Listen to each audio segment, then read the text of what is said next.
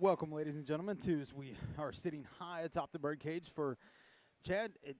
I cannot believe I'm saying this. Our last regular season matchup tonight. Yeah. At home. At home. Our last regular season home matchup. Davis versus the Little Axe Indians. As we're going to get ready for the senior night activities. There are four. I believe that's correct. Four seniors on the boys team. No seniors on the girls' team. Zero. So, bright future for them in the next year. No doubt. But the boys going to honor those four gentlemen and one senior cheerleader. Okay. So we're going to, take a minute for those guys. Man, I'm trying to think. Spencer Clinton, senior. Tyson Moss. Yep. Gabe Gaddis and Ty Hillis. Rumor is, I don't know this, I haven't spoken to any coaches, but rumor is that for those guys, they will start this evening to start this game later. Second of the two, but I would say you're accurate in that. Yeah, I haven't got. And I think that's a good thing. Yeah, absolutely. I think it is. Put those boys out there because let's be honest, not that you don't want to win these last few games, but everything after Friday night when districts were announced. Which, hey, by the way, we're hosting. Yeah, we're hosting. Home game. Home game next Friday night. Everything after that kind of I don't want to say the word, it's meaningless. But we don't want to get somebody hurt in a game that really doesn't maybe matter. Yeah, and so that's kind of where we're at. But we're gonna. I hope you can hear Dr. Mapes over there on the call for us. As he just announced, no seniors on the Lady Wolves. Yep. I don't know who's going. Senior cheerleader, Presley Smith. Everybody, nice little round of applause there.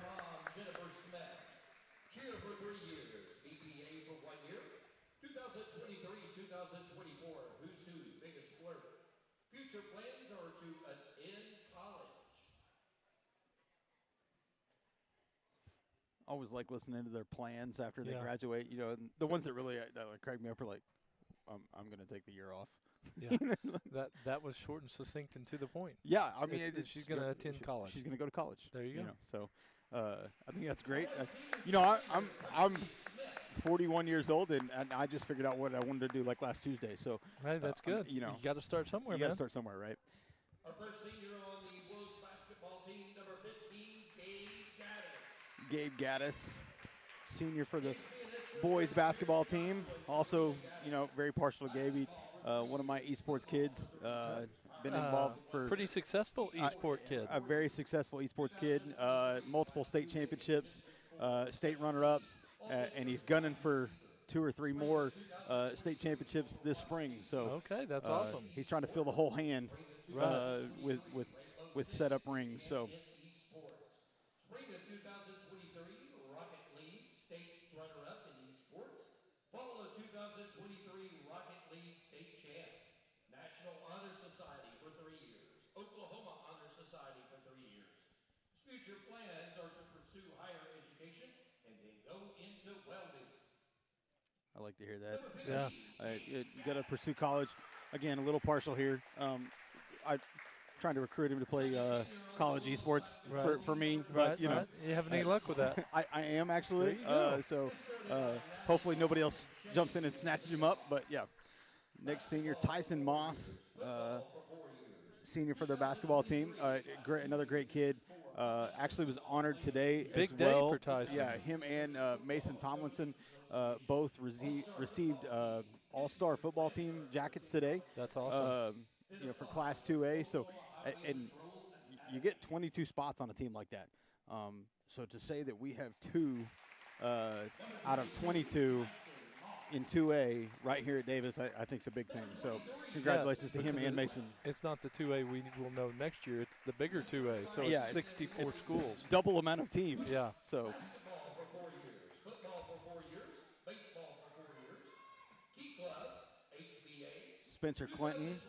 The polecat. The polecat. I can't believe that, I am nearing the end of being able to say the polecat live on air. That's been such a long-standing name on our broadcasts that Man, that gets you. That gets you. Yep. Number 35, Ty Hillis. Ty Hillis. Inspired this evening by his parents, Wesley and Brandy Hillis. Basketball for 4 years, football for 4 years. I always get tickled at the guys because they're just like, I got to get through this line. Yeah, they're like, I want to be done. Yeah. Spencer was about 5 feet ahead of his parents. But, you know, young lady, the cheerleader, she had to stop and hug all of her. All the cheerleaders, Yes, yeah. But the boys are like, no, I'm done. I'm done. Let's get it over with. Yeah. Become certified as a vet tech, an electrician, and then one day move to Montana. Now, that is a goal I can get behind. Moving to Montana. Oh, wow. I think I remember that from football. Yeah. And when he said that, I immediately like, hey, Chad goes there. Yeah, absolutely. Fairly often. Actually, just a little south of there, Wyoming. So, Okay, yeah, that's right. But Montana's equally beautiful, so. So congratulations to those 5 seniors for this evening. Again, Presley Smith, Gabe Gaddis, Tyson Moss, Spencer Clinton, and Ty Hillis, as we're going to get ready for this girls matchup to begin here in just a little bit. Again, we talked a little bit about it before the senior night festivities. District basketball, hosted right here next Friday night. We are going to be trying to broadcast it for you. I will post it. I'm just going to put this out there. If anybody would like to help make a donation to sponsor those, it is so our first round. It's $350 for us to broadcast that. We win that night or lose that night, doesn't matter. We automatically go on to regionals, right? Which I believe is in Latta. That is correct. That's our sub-site. So it is $450 for that round, and the way I'm understanding it is it is $450 for the round, no matter the amount of games that you cover for your teams. So it's not $450 a game, which is kind of like what football does, but there's just one game per round. So we will gladly accept donations to help us bring those broadcasts to you. We're going to do our very best to make sure that we have adequate staffing to be able to go bring those broadcasts to you. Oh, so we're going to travel for basketball. We're going to travel a little bit. We're going to try to go bring in those basketball games. That's awesome, man. At Latta. And then, man, my goal is we're going to do the Dale versus Davis basketball game because we're getting there. My gosh. Both of us are getting there. So boys and girls. So I think that would be phenomenal if they make that. If they make that game, Bobby, you'll have to do it without me. Oh, no. Yeah. Okay. I'm not going to be here. Man. I'm not even going to be in the state. And that hurts my heart. Yeah. So here's my deal. I've talked to the boys and girls, some of the players today, and I have told them, look, we've had some decent basketball teams in the past. But this team, looking at this teams, both of them, the boys and the girls, the areas that they're going to have to compete in, they're both going to have to play well. But I think so 2 teams from each area make the state tournament. Correct. Okay. Yes, that Dale name, and if you are not familiar with Dale at all in basketball, I'm going to go ahead and say a name, Forsyth, to you. Yep. That is a very prominent name up there for him and his little brother play on that team. He is committed to play basketball at the University of Oklahoma. Everybody sees that Dale name and is like, oh, man, okay, right. Chalk it up. It's over. It would be a very – I'm not going to say it would never happen because that's why you play the game, right? It would be a difficult task for us to beat Dale. No doubt. But I do believe that I am not scared or not afraid to take on anybody else. I think we could play with everybody else in the area. Right. We would have to play well, obviously, but I do believe it is possible. Yeah. So I actually have probably the most enthusiasm to make a state basketball tournament for both the boys and the girls than I've had in recent history for Davis. Well, and getting down in the classification that really is more suited for them. Absolutely. I'm not going to say it's talent-based because it's not, but they're playing against schools in similar size. Yeah. And so Dale is Dale, and they're up there at the top, and they're going and beating Yeah, they're 5A, beating 6As. Yeah. But they're winning the state basketball big kickoff tournament against 5 and 6A schools. yeah, they're They traveled competing. nationally to Chicago. Yeah. So, but I do feel like I know Hobart is in our area. They're going to be another good team for the boys. Elmore is in Vanos, our area. for the girls' side, I know it's going to be a big team. But I think it is possible for both teams to make it happen. If you get to the Dale game, your path to the state tournament is vastly shorter. Right. Because the sooner you lose your first one, you double the amount of games you got to win to get back. Exactly. So, that's where it becomes tough. So I think we handle business next Friday night against Stratford. And Bobby, we lost to Stratford in the regular season. We did. 46-41. Close game. Home game. But I would say the boys were off that night. And not going to say they couldn't have another off night, but they have looked a lot more consistent as of late than what they were at the first of the season. In all of sports, I don't care what sport you're talking about, the whole key, and you hear this talking, especially going into the Super Bowl right now with the NFL playoffs, you hear it constantly said on your big sports channels and things like that, peaking at the right time. Yep. Right now, if you ask me, the boys are peaking at the right time. They are playing well. They're playing hot. And they're playing well together, which is a huge thing going into the postseason. I think with that, again, Stratford beat us by 5. We weren't playing well. I don't think we had peaked at that moment. It was still pretty early in the season, if I remember correctly. You're right. I think we're in much better shape now than we were then when they beat us the first time. So. Yeah, and I don't remember the last time I saw the boys and girls both in the season in the top 20 ranking for the state. Yeah, I think the girls finished at 16, and then the boys are at 18. Okay. No, I'm sorry, 19. I was going to say, I was thinking 19, but I wasn't sure about that. So. Yeah. So we lost to Stratford on the 15th of December.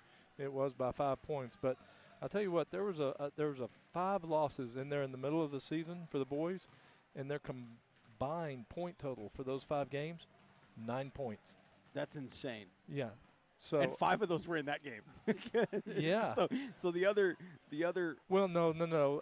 If you want to throw that one in there, then they had 14 points in 6 games. Okay. I got you. Yeah. I got you. But you weren't even counting that game. Okay. Yeah. I mean, so 4 losses, 9 points. Yeah. Between them. I mean, that's you're right there in every one of those games. Man, can you imagine if we had won those 4, been on the winning side of those 4? Yeah. Where we would have finished ranked. We might even be a sub-site for regional. Who knows? But it is what it is. We're peaking now for the boys. And they got over that Lexington hump. They just could not get past Lexington. They got within a point. They got within 2 points. And then that big win here at home, and then we followed it up with a win up in Lexington. Okay, so in the world of athletics here at Davis, this has been the greatest year as far as getting over those humps, right? Because I'm going to say in football, you got the big one against Murray County Bedlam, right? Right. You got that big one against Sulphur. Had the last-second kick. I'm not going to throw it. The kicker is sitting right back here. Yeah. But he got that big kick against the Bulldogs and got us the win in that one. And then that pesky team from Lindsay coming to town for playoffs. Yes. And we put it to them, and we needed that one, right? That was a good monkey off our back in football. Now you're in basketball, and Lexington, for whatever reason, has kind of been that monkey on our back for the last couple of years. And I will tell you, the girls, I think they were happy about it. They were ecstatic about it. But the boys, talking to some of these boys, like, they had not beaten them since, like, middle school. Oh, yeah, it's been a while. So to get that win over Lexington, the way they did here especially, and then to go on the road up there and do it, man, that's a big win for them. man, bring it on. Yeah. Whoever rival is out there, bring it on this year. You don't want any. I am ready for it, and man, I want them to win that game against Stratford. If they win that game, I'm really thinking they're going to be matched up with Latta in the second round. Yeah, I believe so. Latta is hosting Wynnewood next Friday night for our district. Excuse me. Yeah, and then go to Latta, and we scrimmaged against Latta back in December over the break, and our boys looked good against them. So I would feel good about our chances. Yeah, and that would be on the following Thursday. And if we won that one, we would travel to Dale on Saturday, presumably to take on Dale. Okay. I believe that is correct. So, but with that being said, you kind of have the path laid out for you. Again, if you would like to help us bring those broadcasts to you, we would gladly welcome any donations to help make that a possibility. We would love to be able to broadcast that for everyone. But it does. The organization says we have to pay money to do so. Yes. But anyways, with that being said, we're going to take a quick commercial break. We've got about 14 minutes to go before the start of this girls' game. We'll be back here in just a few minutes. We'll see y'all then. See ya.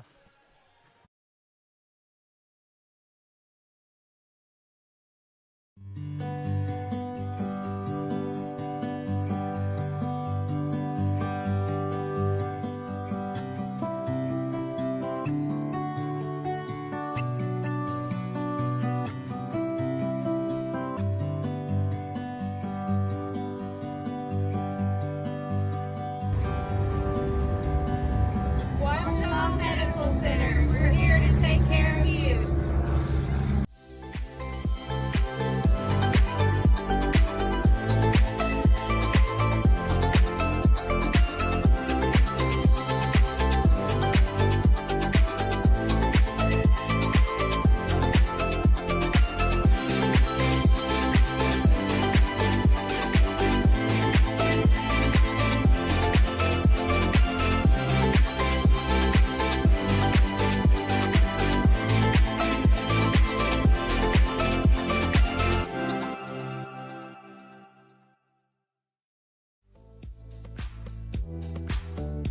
The Outlook Curio and the 77 Zips support the Wolves. You can find special gifts in the Curio shop, or ride the zip line 717 feet up and 727 feet back down, above the 77-foot Turner Falls. And it's just off Highway 77 in about 77 seconds. Joyce and Brother Gary back the pack.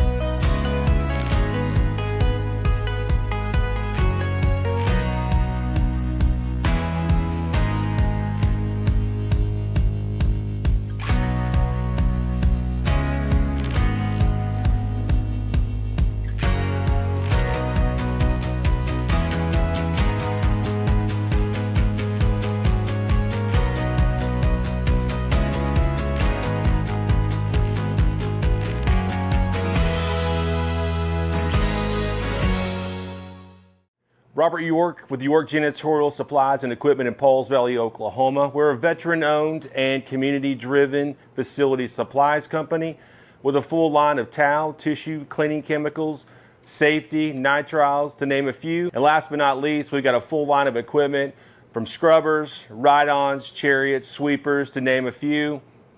And if budget is an issue, we've got financing options as well. You know what's sexy about toilet paper? Nothing until you're out. When you're out, give us a shout. York Janitorial Supplies and Equipment, 405-331-0916, and ask for Robert.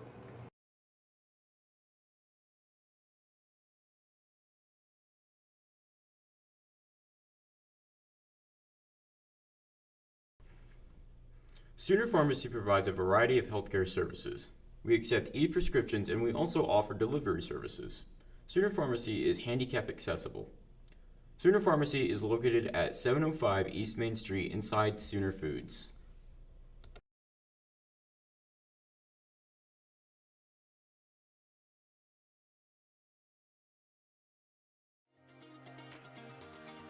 Physical Therapy Central offers the best physical therapy care, with 2 board-certified orthopedic specialists and 1 therapist who is a certified concussion and vestibular specialist.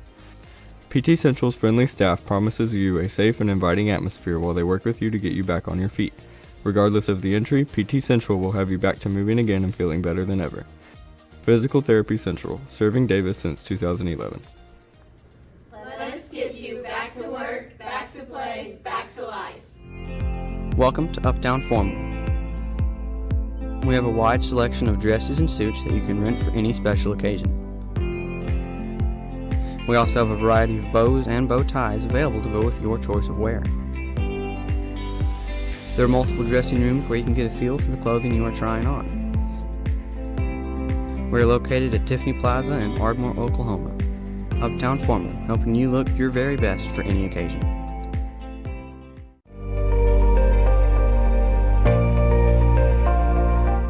Here at Hilltop Animal Health Center, our doors are always open for your animals. From your friendly pets to your large livestock, we are always happy to help. For more information, give us a call at 580-622-4088 or stop by and visit us at 5115 State Highway 7 in between Davis and Sulphur.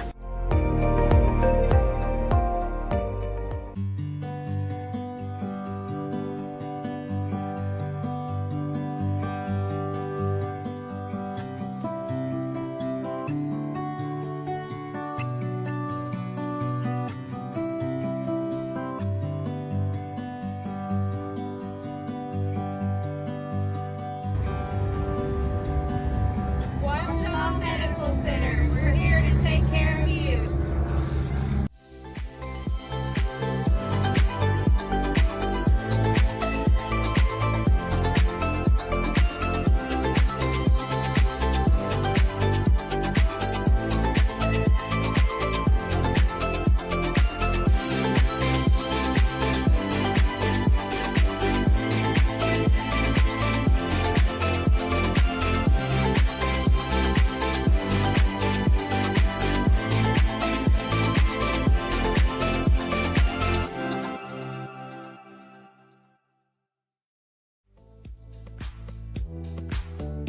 The Outlook Curio and the 77 Zips support the Wolves. You can find special gifts in the Curio Shop, or ride the zip line 717 feet up and 727 feet back down, above the 77-foot Turner Falls. And it's just off Highway 77 in about 77 seconds. Joyce and Brother Gary back the pack.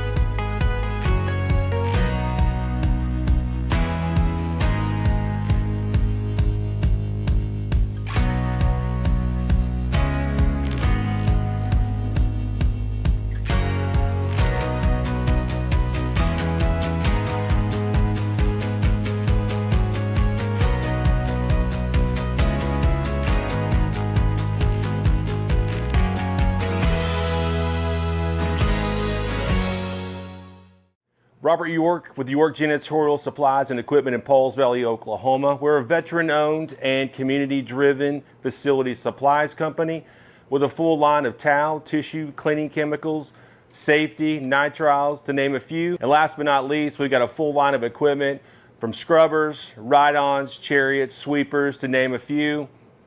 And if budget is an issue, we've got financing options as well. You know what's sexy about toilet paper? Nothing until you're out. When you're out, give us a shout. York Janitorial Supplies and Equipment, 405-331-0916, and ask for Robert.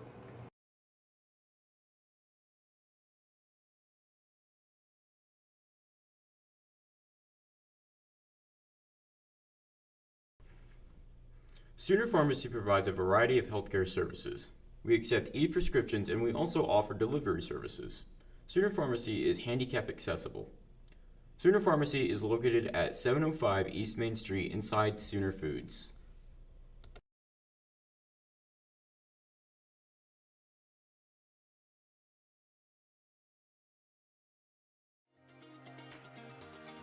Physical Therapy Central offers the best physical therapy care, with 2 board-certified orthopedic specialists and 1 therapist who is a certified concussion and vestibular specialist. PT Central's friendly staff promises you a safe and inviting atmosphere while they work with you to get you back on your feet. Regardless of the injury, PT Central will have you back to moving again and feeling better than ever.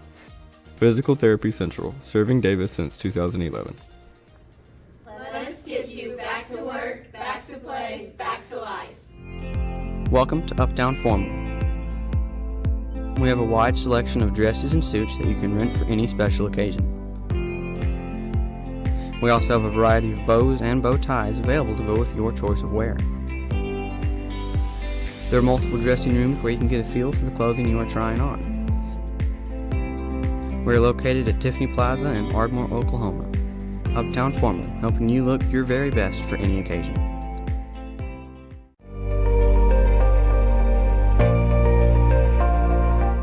Here at Hilltop Animal Health Center, our doors are always open for your animals. From your friendly pets to your large livestock, we are always happy to help. For more information, give us a call at 580-622-4088 or stop by and visit us at 5115 State Highway 7 in between Davis and Sulphur.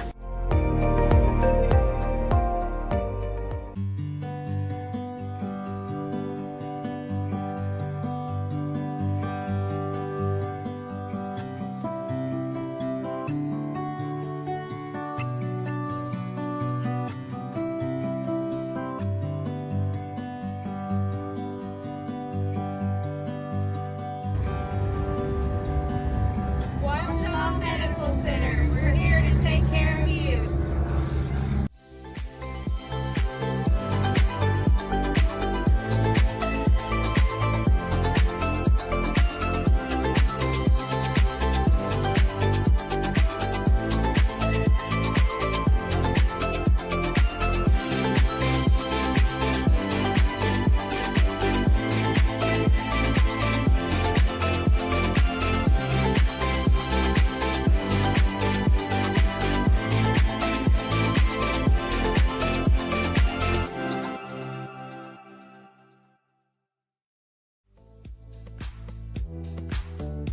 The Outlook Curio and the 77 Zips support the Wolves. You can find special gifts in the Curio Shop, or ride the zip line 717 feet up and 727 feet back down, above the 77-foot Turner Falls. And it's just off Highway 77 in about 77 seconds. Joyce and Brother Gary back the pack.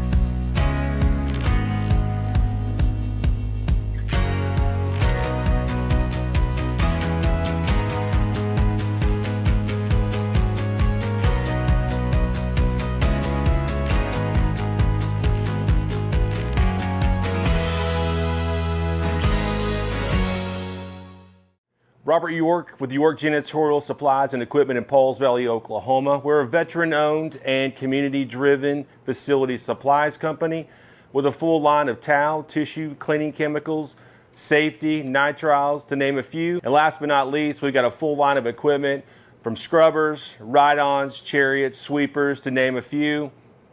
And if budget is an issue, we've got financing options as well. You know what's sexy about toilet paper? Nothing until you're out. When you're out, give us a shout. York Janitorial Supplies and Equipment, 405-331-0916, and ask for Robert.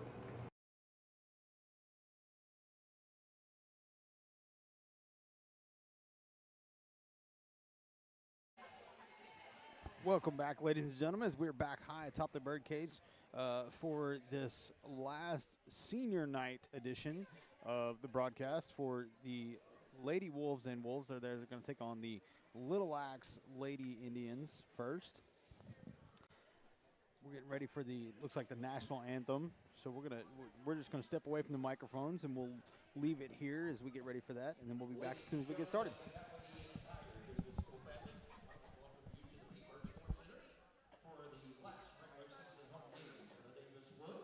Senior night tonight, the Little Axe Indians against your Davis Woods.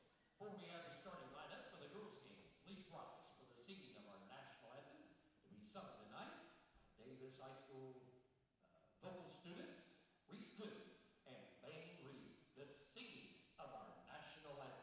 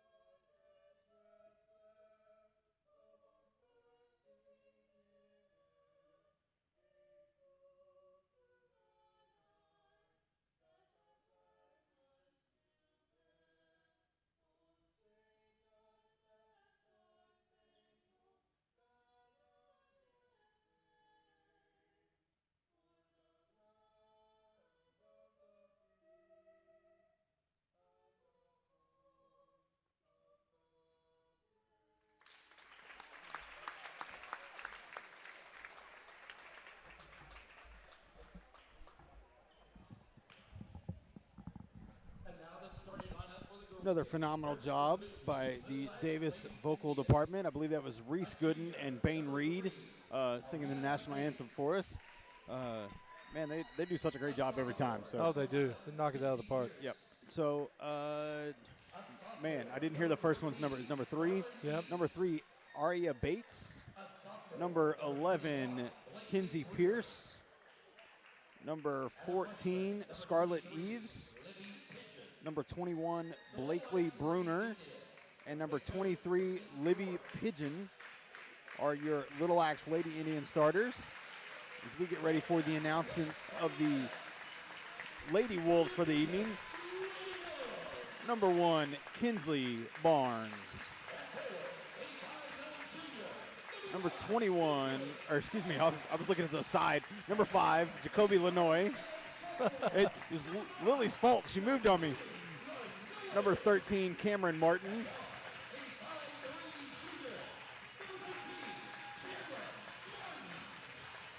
Number 15, Maddie Morton.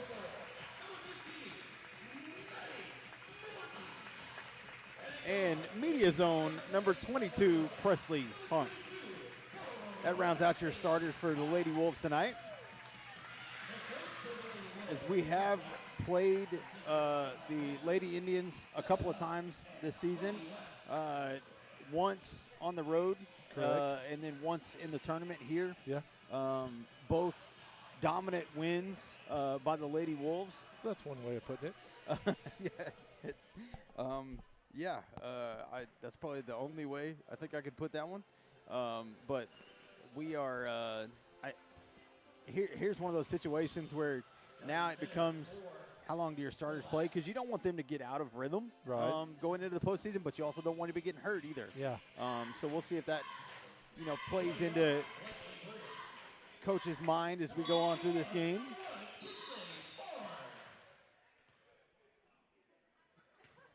Referee says Barnes got a little bit too far over the line there. Barnes does win the tip the second go-around. Tips back to Maddie Morton, who hands off to Lanoy.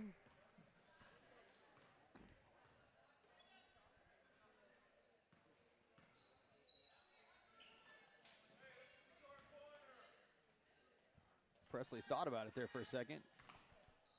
Going to move the ball around. Good screen by Martin.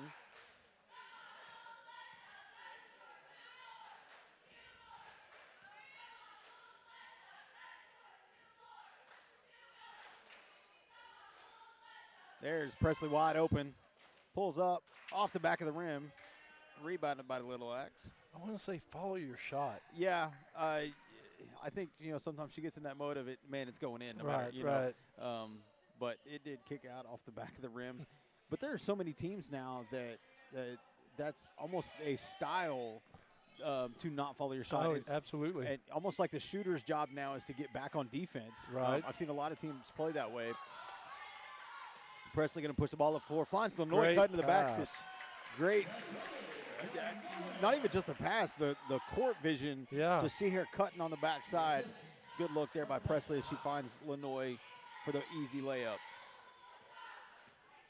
Lilac going to bring the ball across the floor. Missed the floater. Lady Wolves going to push it across the floor. Lenoy thought about it for a second. Moves the ball around.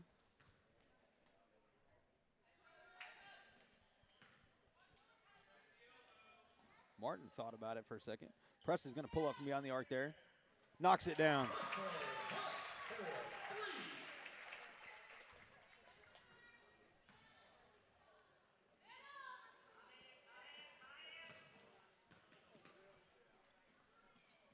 Little Axe for three. Rebounded by Martin. Lenoy finds the ball. All right, finds Presley Hunt cutting down the floor.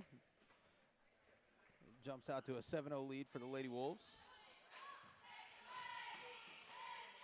Lenoy knocked the ball loose there. That's going to be Kinsley's first foul, I'm afraid. Referee DJ Dave down there for us on the floor.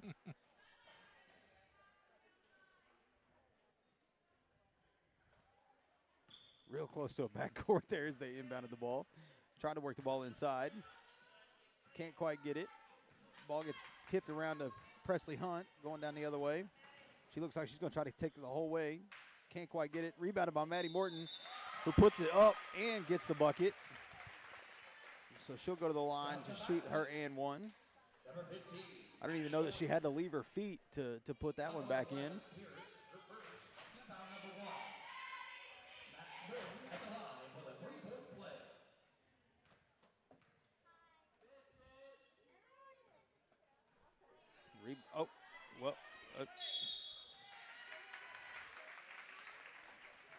Maybe number 10's. It was first. Rebounded by 10 Yeah. and then stolen away by Barnes. Yeah. And then Barnes was fouled on the way up. Yes. So. All in one motion. Yeah, like it was so fast. I had to replay it in my head just to keep track of what's going on. Barnes knocks down the first.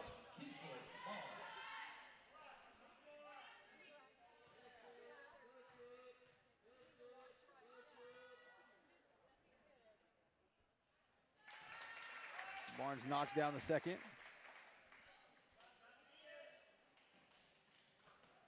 Little Axe trying to beat a full court press by the Lady Wolves. Just Mr. Post player trying to get down the floor. Ball goes out of bounds. Be a turnover to the Lady Wolves. It was a good thought. It was. She had a good look on that side. Unfortunately, the post player slowed down. Yeah, just slowed down just a little bit, and the ball kind of sailed on her. Martin thought about it there. Maddie's going to swing it out wide. Gives Lenoy. Lenoy's going to pull up from beyond the arc. Off the back of the rim. Rebounded by the Little Axe. Barnes just comes and slaps the ball away out of bounds.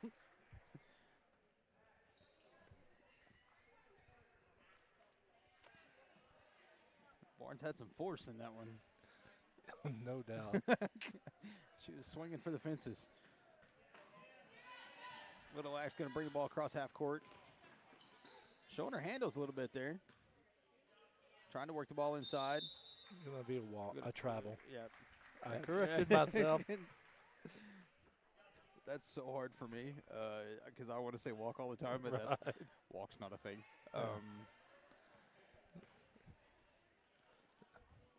It's one thing you hear in the stands more than anything else for it to not actually be a call. And Presley Hunt knocks down the three from the corner. She set up behind the screen from Maddie and had a wide open look. And that's going to be the Lady Wolves ball out of bounds on Little Axe.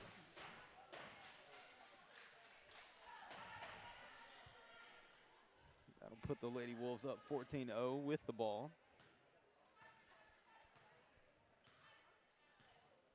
Illinois kind of directing traffic here.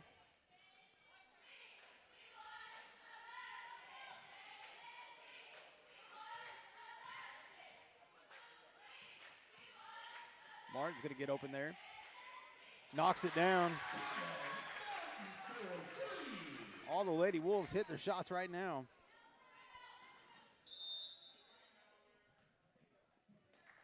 It'll be a timeout for Little Axe. Lady Indians. With that, we're also going to take a quick breather. We're going to stay right here with the camera, but we're going to take just a quick breather and step away. We'll be back here in just a second.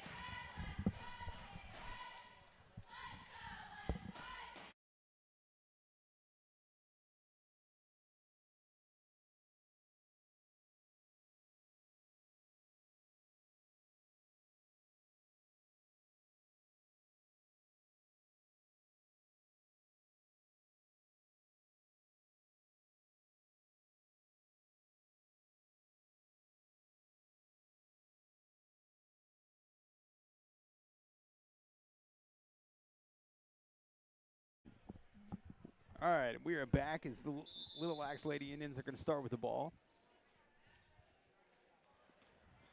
Lady Wolves going to stay in that full court press.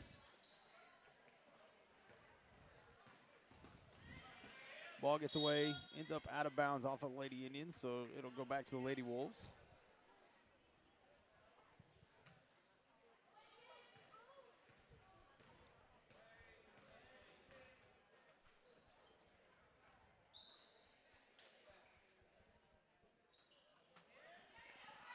Good looking pass there by Lenoy to find Barnes down inside. Her shot got blocked from behind. Yeah, unfortunately Barnes wasn't able to get a good look there inside. Frustration got the best of her. She tried to steal the ball back after the rebound and got her second foul. So she'll go sit down for a minute. Martin will sit down for a minute. Addison Danker and Lily Heffley. Little Sunshine. Little Sunshine. That is 100% Kyler Drake's fault. Sorry. Yep. Lenoy with the steal and quick, easy layup.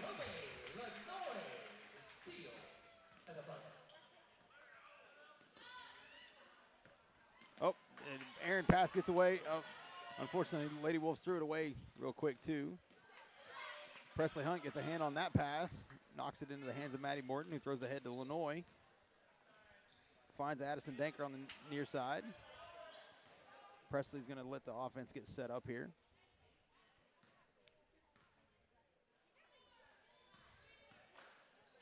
Gives back to Lenoy.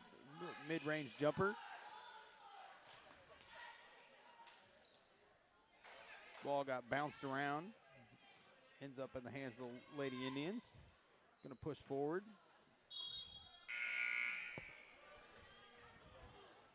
Going to be out of bounds on the Lady Indians. Going to be Wolf ball.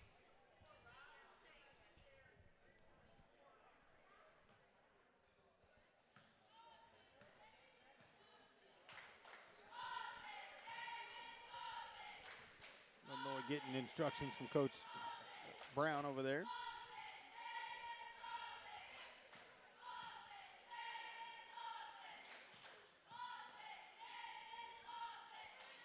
Illinois gives down to the baseline.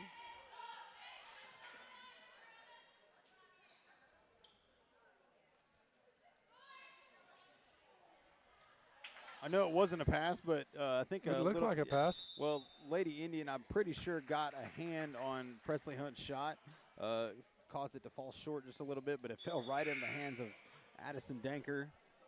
Couldn't get it in. It was close, but I think tonight's going to be one of those nights. Like I said, we had those two dominant wins against the Lady Indians before. I would imagine Coach Brown wants to see a good block there by the Lady Indians. On Maddie Morton. She lost it coming down court. Yeah, it goes off her foot. But we're going to see some of those bench players playing tonight for the Lady Wolves. Like we already see Addison Danker out there, Lily Heffley on the floor. I would imagine we'll see some more of those. I think definitively this is where Coach Brown wants to see those players step up and be ready to play in those postseason situations. That was a dangerous pass. It was. They're going to call foul. I didn't know if they were going to call a foul or a travel. She kind of looked like she was. She lost the ball for a second, but yeah. she got it back and got a shot up. So. Here's her second, team foul number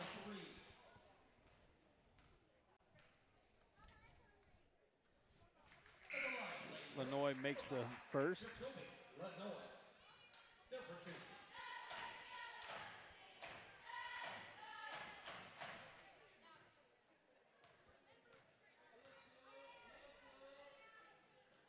In and out on the second. Rebounded by Heffley, though.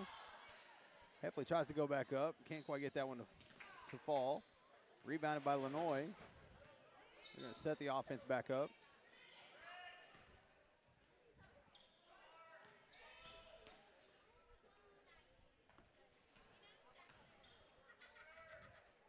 Lily's going to pull up from beyond the arc, off the front of the rim. Little Axe going to bring it across the floor. Maddie Morton comes from behind, knocks the ball loose. Heffley's going to push it down the floor. Pass goes off of Danker's hands and out of bounds. It'll go back to the Lady Indians.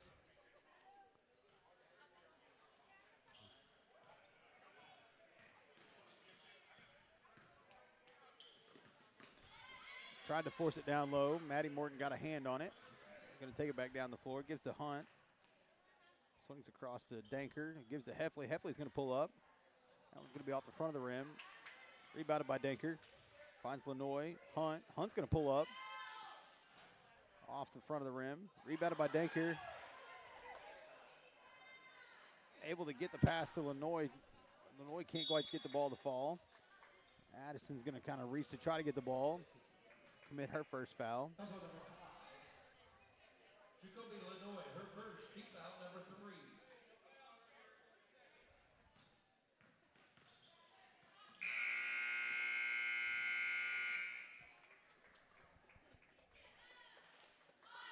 That'll end the first quarter. 20, Lady Wolves 20, Little Axe Lady Indians 0 right now.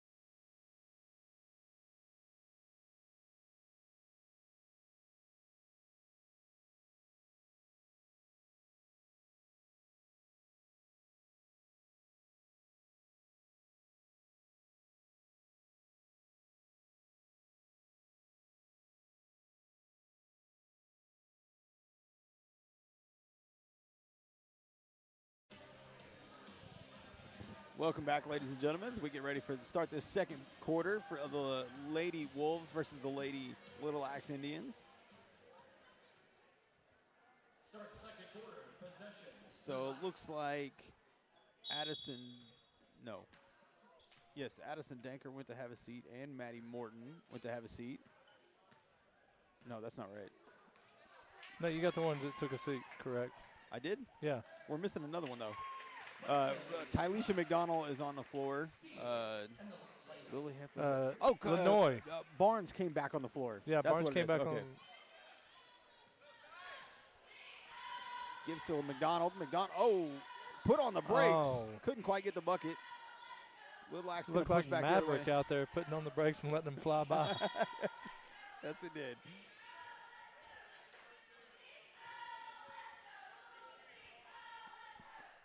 That's my goal for the rest of this game. Come up with as many movie quotes as I can. Yeah, man.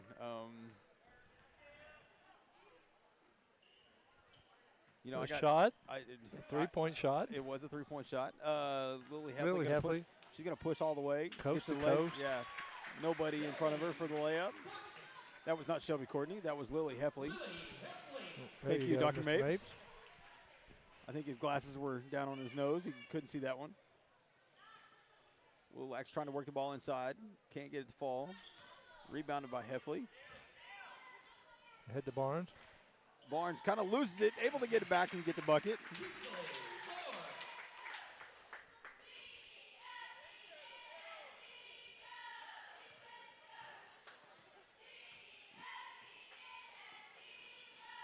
Tyleisha McDonald almost had the steal there. 3-point shot there, off the front of the rim, rebounded by Barnes. Oh, tried to give it to Presley Hunt, but ball got away from her. And we got a bucket by the Little Axe Lady Indians. On the board. Makes the score 26-2.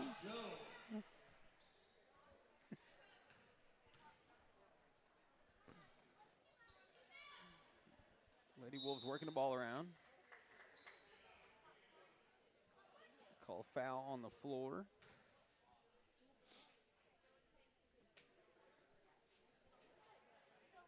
We're having a little bit of a, oh, okay. I didn't know what was going on, but Coach Brown was trying to get the play in. Gives to Martin. Back to Hunt. Hunt's going to pull up from there. In and out. Hunt almost got the steal on the pass there. Barnes does intercept the pass. Gives ahead to Hunt. Hunt back to Martin. McDonald on the far side. Heffley now.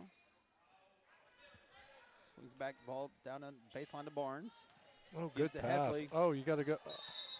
I just think that's one of those you got to go up strong as soon as you get the ball. Yeah. Can't hesitate. There was a wall in front of her, but yeah, I'm with you. You got to go tough. You got to go through it. Yep, you got to go tough. Got to go up strong.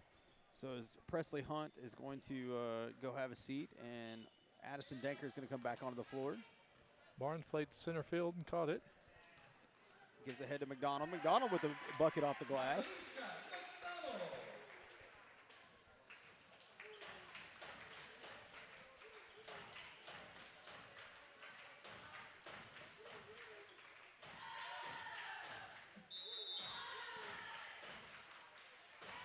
They call a foul on Denker there.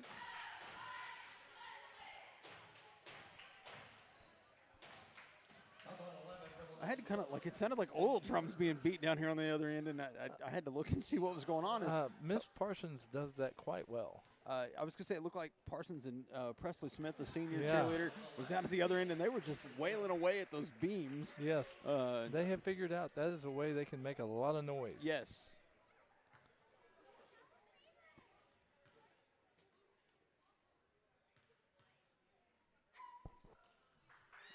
She does make the both buckets there. It makes it 28-4. Lady Wolves out in front.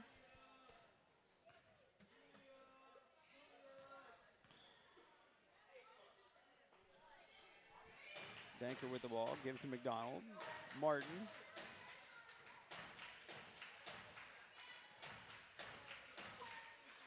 Heffley now, giving to Barnes. Finds Martin cutting through. Left-handed layup off the glass and that in. looked good.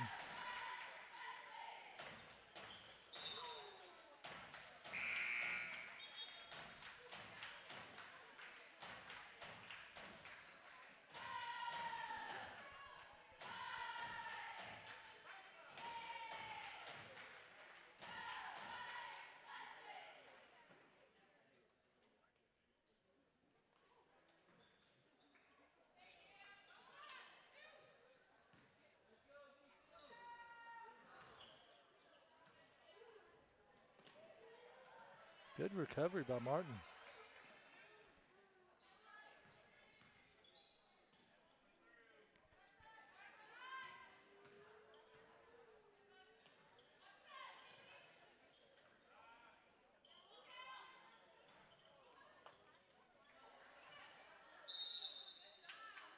They're going to call a foul there on Little Axe. Send Addison Denker to the line.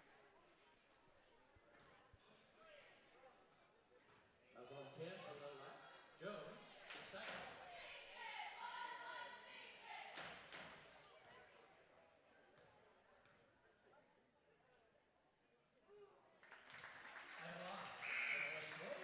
Sinks the first one.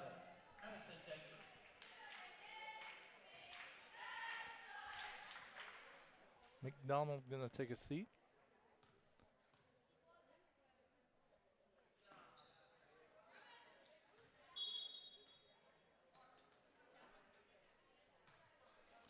And Hunt is in for Danker.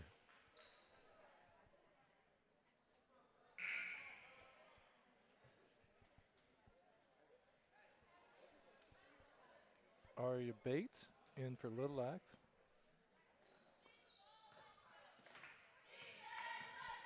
Inbound the ball, pass to the middle, break the press. And Lenoy with a block, steal. Coming back to the other end. Hunt with a layup, missed it. Maddie with a good, tough shot. That was a tough post-play move there. Yeah. That, felt like it was ricocheted off the backboard, but it did go in. NBA 3 and sank it. Aria Bates for 3. Wow. She pulled up from way out there. She did. She looked like Forsyth.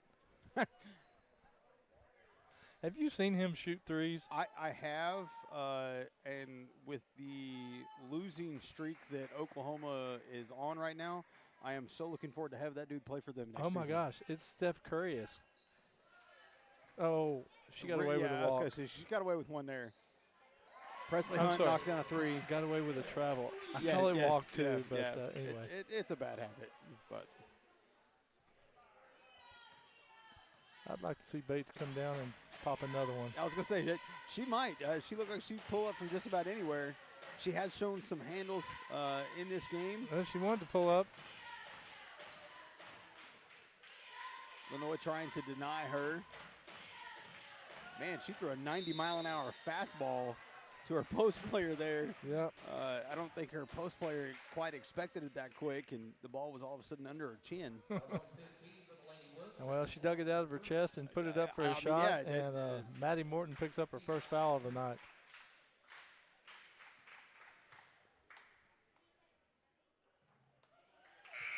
At the line, Little Axe, 23, Olivia Pitcher.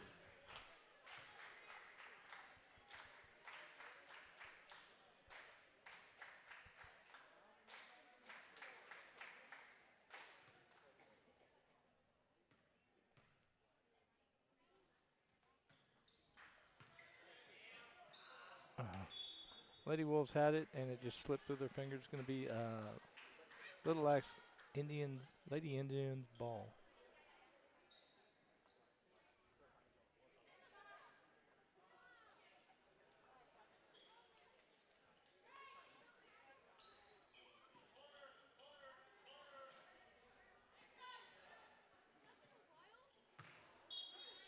Just a bit outside.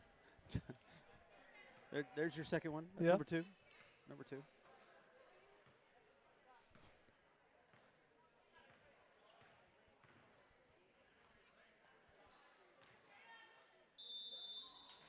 Good move there by Maddie Morton. Goes up, draws the foul, gets herself to the line.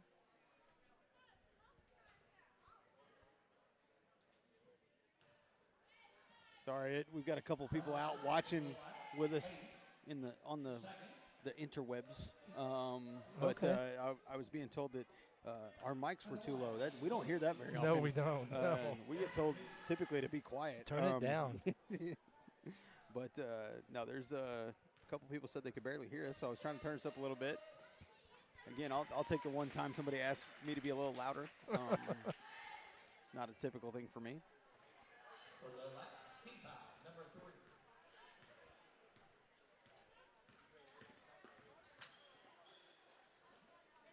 Ball, it looked like a shot got blocked.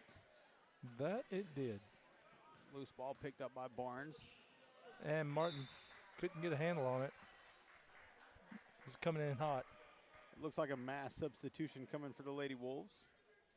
All 5 on and 5 off. It looks like on the floor now we have Addison Danker, Media's own Nasiah Watkins, Media's own Kara Busey, number 21 Lily Heffley still on the floor, and Tylisha McDonald for the Lady Wolves.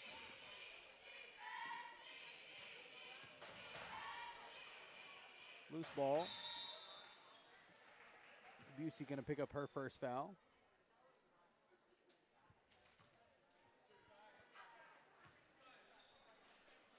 So be watching our social media channels later this week is our media basketball students are going to be doing a basketball postseason preview show. They're going to, I believe, the illustrious Dr. Mapes is going to jump on there and kind of do some emceeing for them. Have some questions for the young men and women as they get ready for the postseason. So. Oh, that's exciting. Yep. I can't wait to watch that. It'll be a good one. Yeah. It'll be a good one. Yep.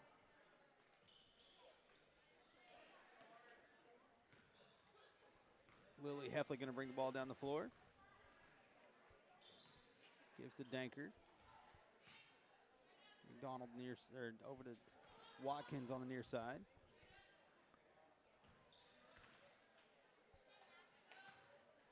McDonald drives, tries to find somebody, couldn't quite find her. Loses the ball to the Lady Indians. Brings the ball down the floor. Shot misses. Rebounded by Busey. Oh.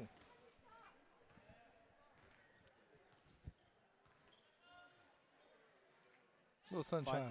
Little sunshine finds her spot open. Yeah, knocks it down. I think it's because I called her the little sunshine before she could release it. Yeah, it's 100% because we got it in. You got that name drop in. That she dropped it through the net. Too high. That's 3.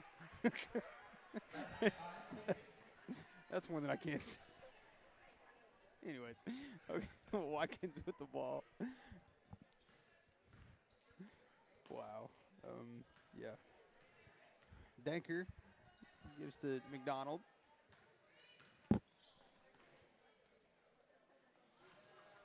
Rebounded by, looks like a jump ball. Jump ball. Lady Wolves have possession. 10 seconds to go in the first half.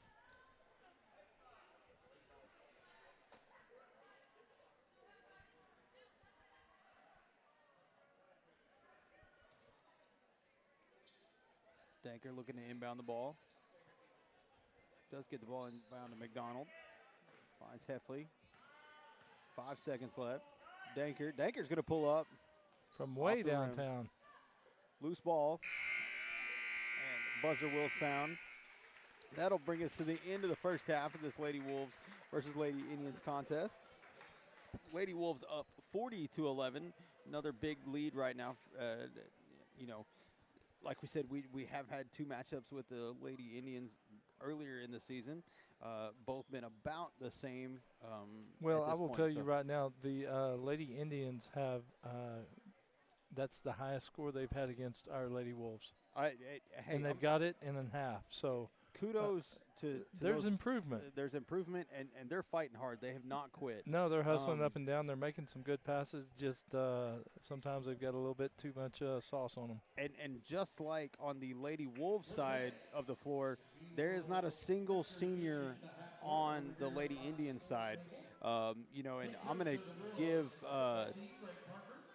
give a huge shout out to number 3 Aria Bates for the Lady Indians. And she is fighting hard. She pulled up from that NBA style 3, but as you can see on the camera right now, head football coach here at Davis, Greg Parker, down there giving the all-star jackets to Tyson Moss and Mason Tomlinson, which we talked about a little bit earlier on. Right. Class 2A All-Stars. Coach Parker was trying to walk away and get off the floor, and the boys wouldn't let him do it. Mama Sunshine ain't going to let that happen. Yeah, no, she made them all come out there for a nice little picture. She's going to watch this and be like, you called me what? So, again, shout out to those 2 guys. Only 22 football players are chosen for that all-star team in Class 2A, which, again, this is the last 2A as we know it. For that, which there's double the amount of teams than every other class. And those guys were picked to be on that 22-person roster. That's awesome. Mason, a big, force, and I think I heard Mr. Mapes say it, an anchor in the offensive line and defensive line. Absolutely. And then Tyson having a phenomenal season at halfback position. So I kudos to those guys. Great job. Love to see Davis athletes doing great things, and Davis students in general doing great things. So with that, we're going to take a quick break. Thank our commercial, sponsors. We couldn't do this without you. We love having you. Man, I'm a little like, this is the last regular season, and it's kind of weird for me. So hey, what's getting me right now is we're playing should have been Cowboy today. Yes. If you did not know the news already, the absolutely sad Oklahoma news today that Toby Keith has passed away yesterday evening, and been such an integral part of Oklahoma for the last 20 years. Oh, yeah. Our prayers go out to their family and friends as they deal with that, and really to all of Oklahoma, because he was such a huge part of this state. Yeah, so no doubt. With that being said, we're going to take a quick break, and we'll be back here in just a little bit. See ya.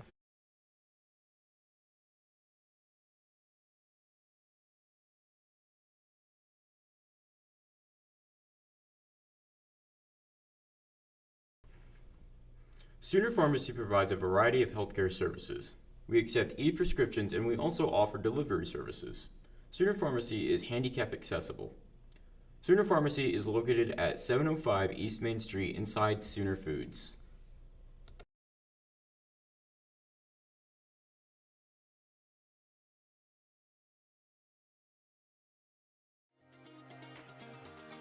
Physical Therapy Central offers the best physical therapy care, with 2 board-certified orthopedic specialists and 1 therapist who is a certified concussion and vestibular specialist. PT Central's friendly staff promises you a safe and inviting atmosphere while they work with you to get you back on your feet. Regardless of the injury, PT Central will have you back to moving again and feeling better than ever. Physical Therapy Central, serving Davis since 2011. Let us get you back to work, back to play, back to life. Welcome to Uptown Formal. We have a wide selection of dresses and suits that you can rent for any special occasion. We also have a variety of bows and bow ties available to go with your choice of wear. There are multiple dressing rooms where you can get a feel for the clothing you are trying on. We are located at Tiffany Plaza in Ardmore, Oklahoma. Uptown Formal, helping you look your very best for any occasion.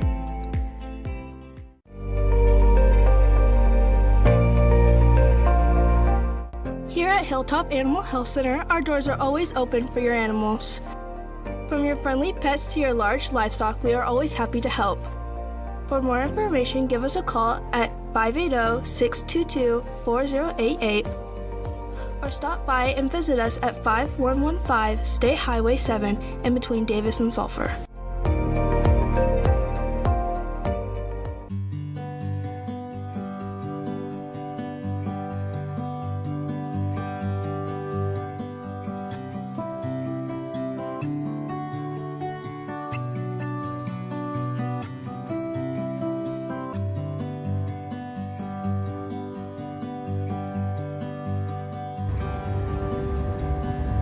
Watchdog Medical Center, we're here to take care of you.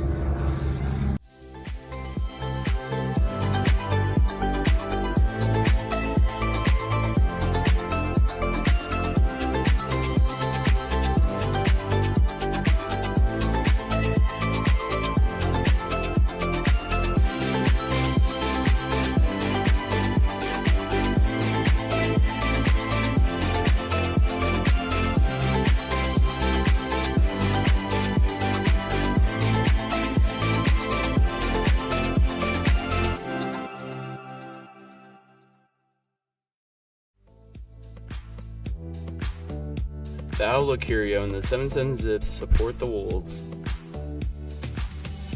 You can find special gifts in the Curio Shop, or ride the zip line 717 feet up and 727 feet back down, above the 77-foot Turner Falls. And it's just off Highway 77 in about 77 seconds. Joyce and Brother Gary back the pack.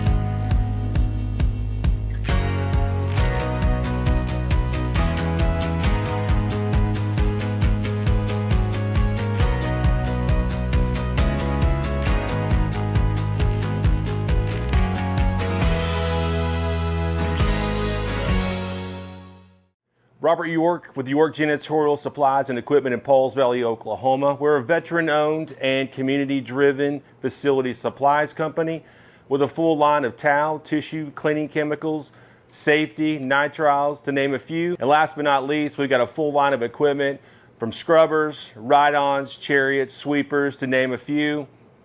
And if budget is an issue, we've got financing options as well. You know what's sexy about toilet paper? Nothing until you're out. When you're out, give us a shout. York Janitorial Supplies and Equipment, 405-331-0916, and ask for Robert.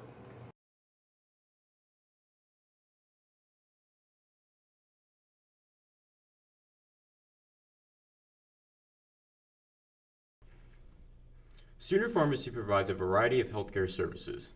We accept e-prescriptions and we also offer delivery services. Sooner Pharmacy is handicap accessible. Sooner Pharmacy is located at 705 East Main Street inside Sooner Foods.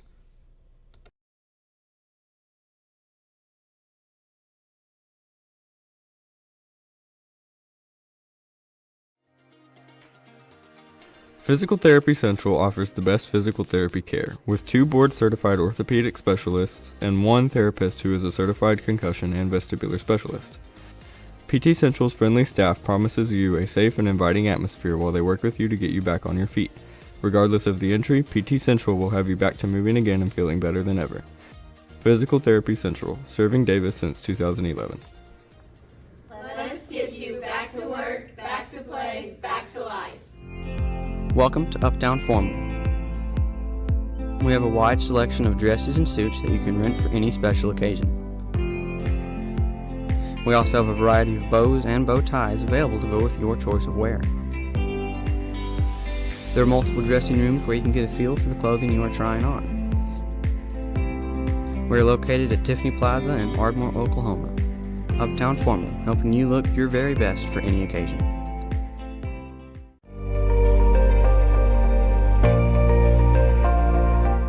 Here at Hilltop Animal Health Center, our doors are always open for your animals. From your friendly pets to your large livestock, we are always happy to help. For more information, give us a call at 580-622-4088.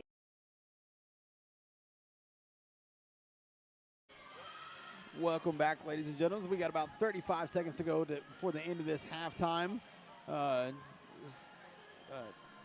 Bobby, you're a firework. I'm gonna feel like a firework right now. Little Katy Perry. You know what's crazy is you always think of like the girls' bus rides and things like that being where you hear those things. Right. Let me be the first to tell you that is absolutely false. Really? It is the boys' buses that are singing Katy Perry and at the top of their lungs every time. Miley Cyrus, Call Me Maybe. Yeah, Call Me Maybe. Party in the USA. Oh my gosh. 100% the boys. Are you serious? I'm dead serious. Anyways, Lady Indians. Oh, I am giving somebody grief later. You 100% should give the guy sitting right to your right a lot of grief about that. Lady Indians start the quarter off with a basket. Brings the score 40-13. All 5 starters back on the floor for the Lady Wolves. Barnes. Hey, I'm here for it. Yeah, Barnes throwing up the threes. Barnes for 3.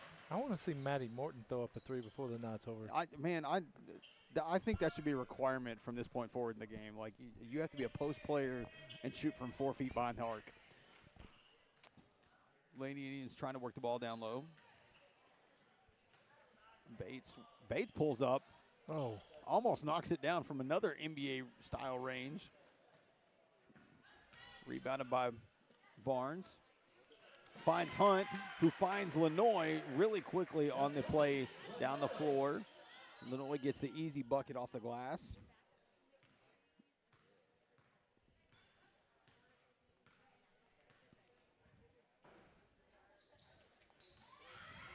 Stolen by Morton. Little hard off the glass. Rebounded by Lenoy. Put back is good.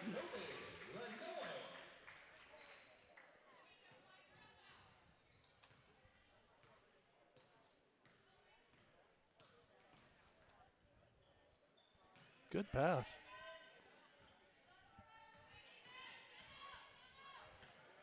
Lenoy with the ball.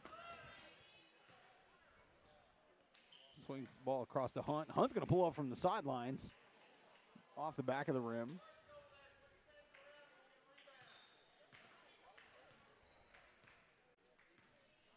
Bates bringing the ball down. Oh, NBA 3, just a little short.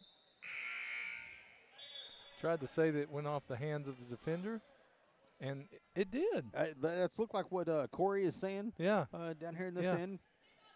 Corey being the referee for us this evening. We've had him and DJ Dave pretty often over the last few, I'm going to say the last few. It's been more than the last few. Quite a few years have been referees or umpires in baseball, softball. And football. Well, I've seen Corey in football. Corey has done football.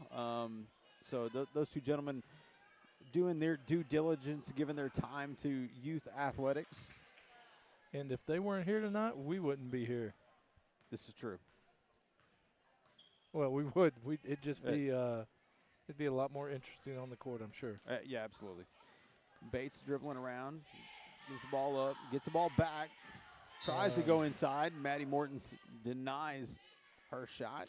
Get that out of here. That's exactly. I heard her say it from up here.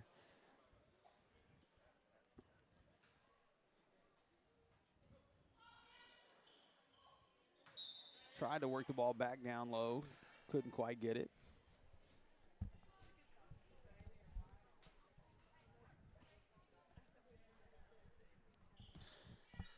Inbound to Bates. She lost the handle. Yeah, ball goes out of bounds.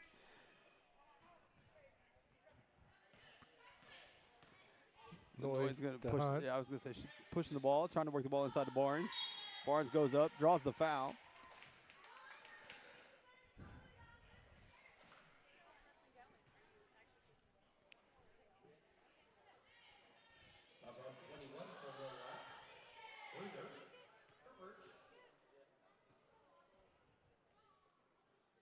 Barnes knocks down the first one.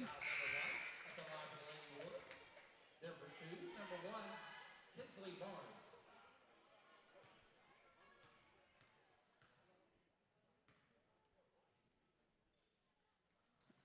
Misses the second, rebounded by Lenoy.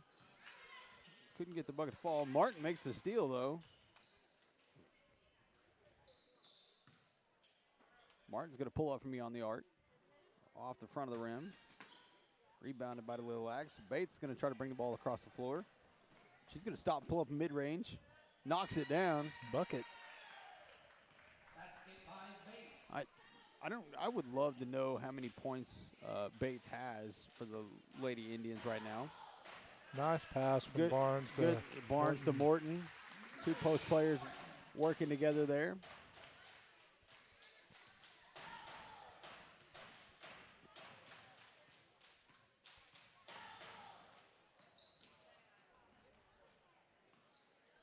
Bates with the steal back, floater, and the foul. They're going to call a charge there on Bates. Offensive foul, number 3, Bates. By the way, all that noise was created by one cheerleader banging on that post rather than both of them. Oh, wow. Golly. They got that figured out down there now. Yeah, they do.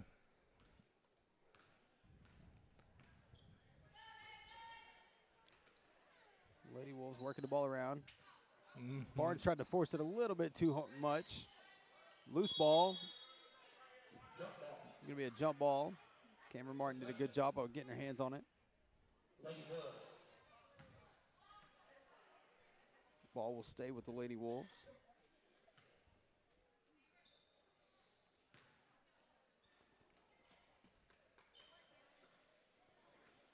Presley Hunt going to pull up from beyond the arc. Off the front of the rim. Rebounded by Little Axe. Tries to throw the ball ahead. Oh, man, Presley Hunt able to save it from going backcourt. Martin on the far side.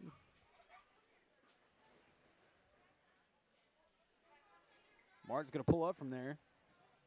Off the front of the rim. Rebounded by Hunt. Hunt's going to try to go back up. Ends up giving the ball just to Barnes. Gets the easy bucket off the glass.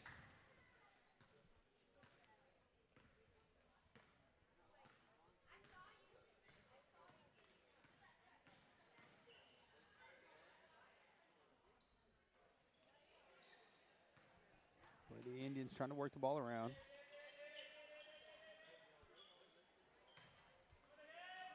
Good pass. We're going to call that a pass. She almost went for a dribble and kind of lost it, but it ended up right in the hands of Bates as she was cutting towards the basket, who was able to get a good layup off the glass and get the bucket. A little bit of contact.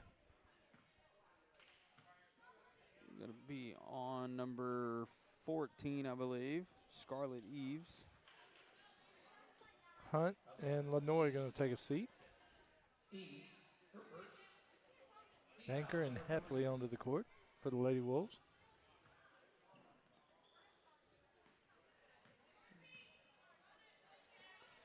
Gives to Martin. Martin thought about it there for a second. Tries to work the ball inside to Morton. Can't quite get it to fall. Gets her own rebound. Oh.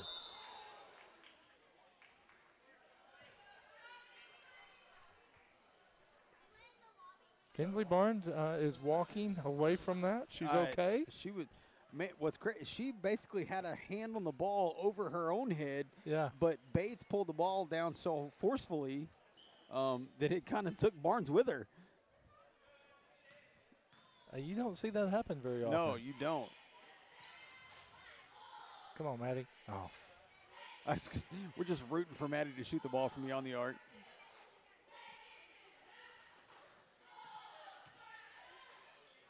Nice move Barnes by Kinsley. inside, easy off the glass.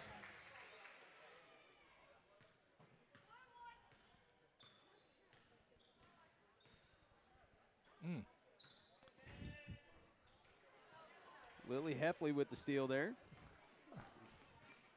Stops, puts on the brakes, as you said. Oh, Bates on the block. Puts on the brakes, lets them fly right by. That one didn't count because I stole it from you earlier. But unable to get the bucket. Somewhere in Bates' mind, sure, give them the heater. Man, when she throws their passes, they are. I hope she plays softball. Oh my goodness! And she pulled up from the letters that time. Yeah. And almost drained it. So shout out to that girl. Man, she is having a heck of a game. She's an athlete, that's for sure. Yeah, and no quit in her. No. I mean, let's be honest. The score going into the fourth period, Lady Wolves 51, Little Axe 17. But like you said earlier, this is the most points that Little Axe has had against our Lady Wolves. And a lot of those coming on the back of Aria Bates and her effort tonight. So shout out to her and her effort she's putting forth for the Lady Indians this evening. Now, I know we got a full quarter to play still, but I've already got a player in mind for my Lady Wolves player of the game. It's going to maybe a little bit of an out there call, but I'm going to hold that in my back pocket for a little bit. Yeah, but I'm going to reserve mine until midway to 2/3 of the way through the fourth quarter. About that 2-minute mark in the fourth quarter, we'll start really having that discussion. But definitely have mine in mind going into this fourth period.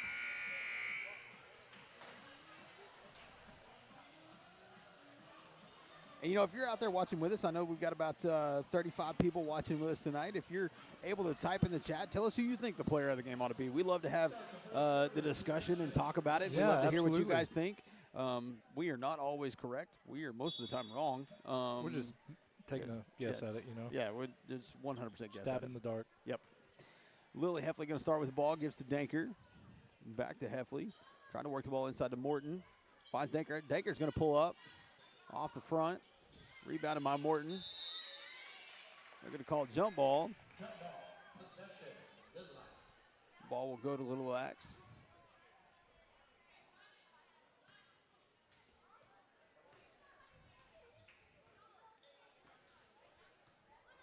Lady Indians going to bring the ball across the court.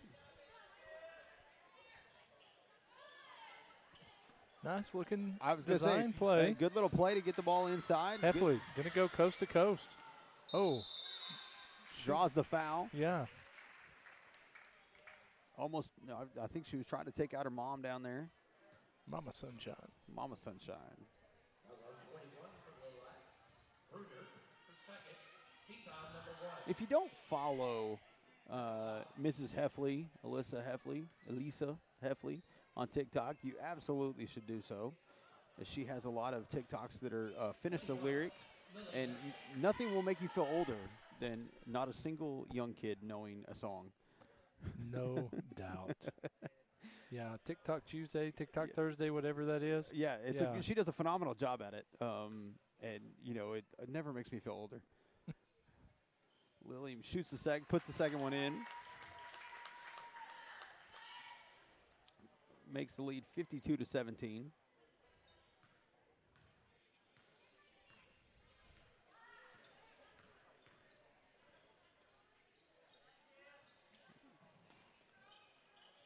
Lilacs trying to work the ball inside again. Jump ball, that'll go with the Lady Wolves this time. Jump ball. Possession. Lady Wolves. Lily Heffley going to bring the ball down the floor.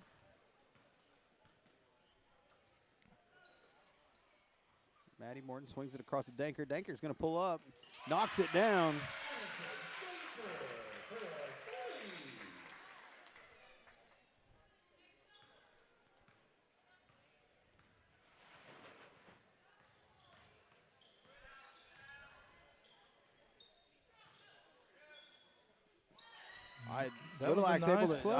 Good job there by, I'm trying to see the number there.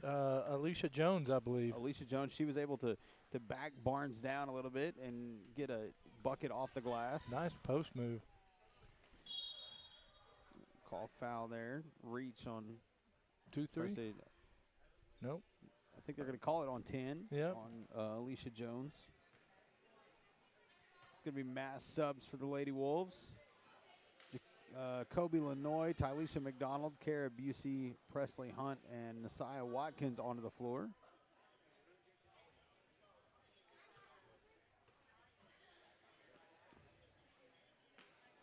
Inbounded by Hunt. Going to call backcourt as the pass got away from the Lady Wolves. Corey trying to throw the ball at our Lady Wolves out there. I said, did he just hit Kara with it? Yeah, he did. He was going to roll the ball and rolled it right into her.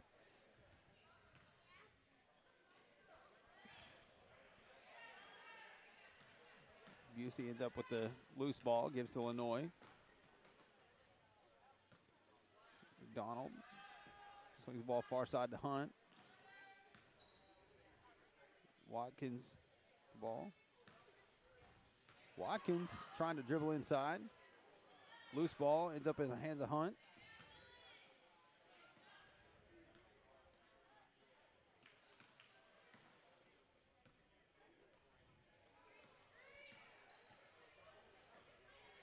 Cobley North for three. Off the front of the rim. Stolen by Lanoy. Pulls up mid-range jumper, a little long. Rebounded by Watkins. Be a jump ball. Go back the other way.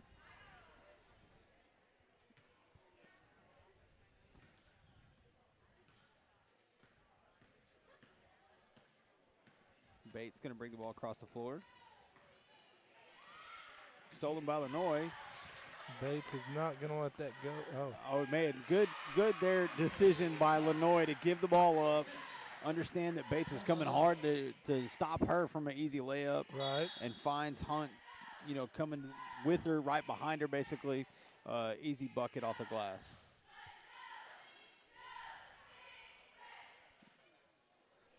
I'm not sure what was called there. It was a foul on well, I don't know. I didn't see it. Bates dribbles in. They're going to call a foul, I believe, on Hunt. Yeah. Bates going to get herself to the line. Chad, I don't know exactly how many points Bates has had, but I'm going to say over half of the 19 points that Little Axe has had tonight has been from Bates. I would say that is an accurate assessment. I know she's got to be in double digits, so I would say at least that much is from her and her solely on her effort and probably even more so if you want to throw in the points that she, assisted on. Yeah. So phenomenal job by Aria Bates tonight, junior from Little Axe. Messiah Watkins with the ball. Gives to Hunt. Working the ball far side.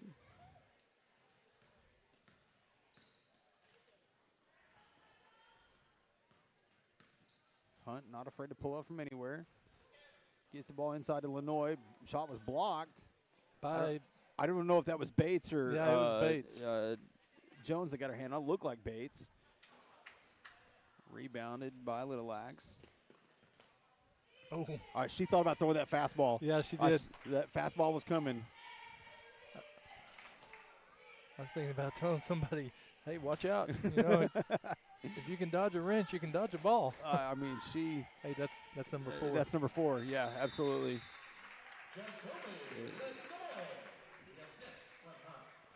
Jacoby Lenoy and Hunt with the quick play back on the other end. They're going to go have a seat. And Danker and Heffley back on the floor. Yep. So just under 3.5 minutes to go in this ball game. Bates again dribbles. Oh, gets the ball knocked out of her hands by Danker there. It does picked up by Little Axe. Oh. Heffley couldn't get the handle. Like that was coming in hot. I mean, anytime she throws the ball, it is full speed. And she does it effortlessly. Exactly. Like she doesn't look like she's trying to throw the ball that hard, but she just does. Shot block there. Heffley gets the loose ball. She's going to try to go coast to coast here. Puts on the brakes, gives to Watkins. Watson's going to pull up for the jumper. Doesn't get it to fall. Rebounded by McDonald. Gives to Danker. Lady Wolves offense going to kind of reset here. 2.5 minutes to go in this one.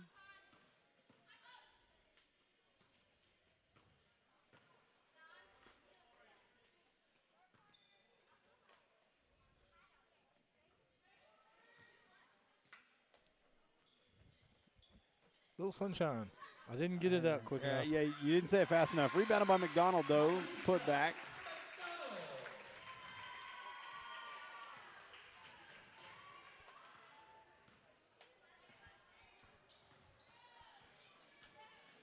Bates again. Dribbles inside. Rebounded by Heffley.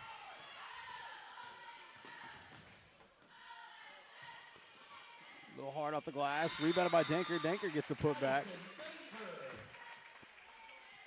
Little Axe going to take a substitution timeout here for a second.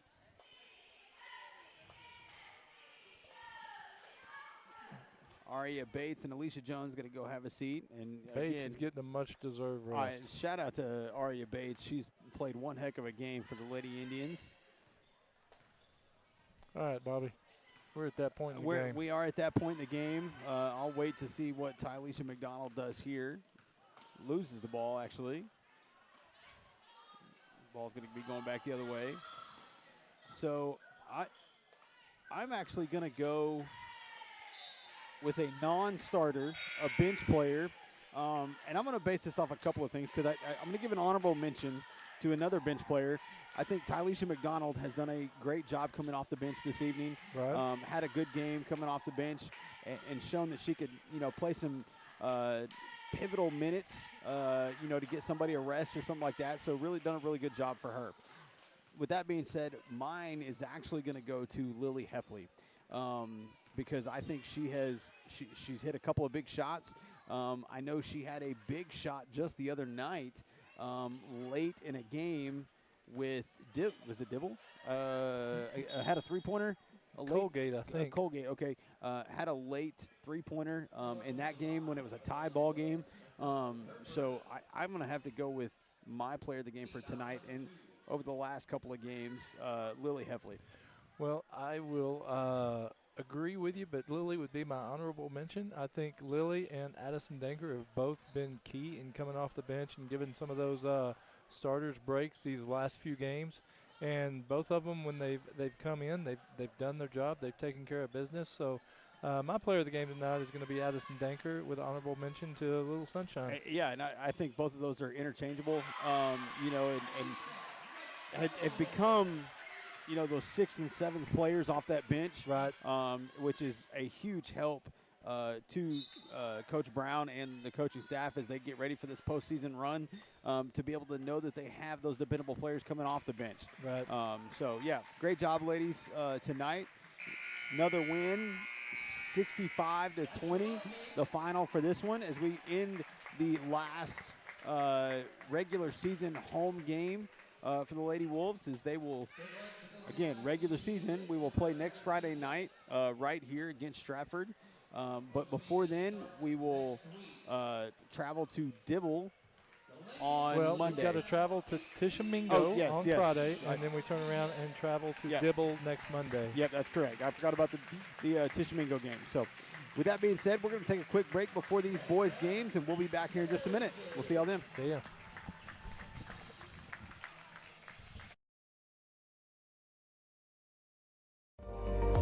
Or stop by and visit us at 5115 State Highway 7 in between Davis and Sulphur.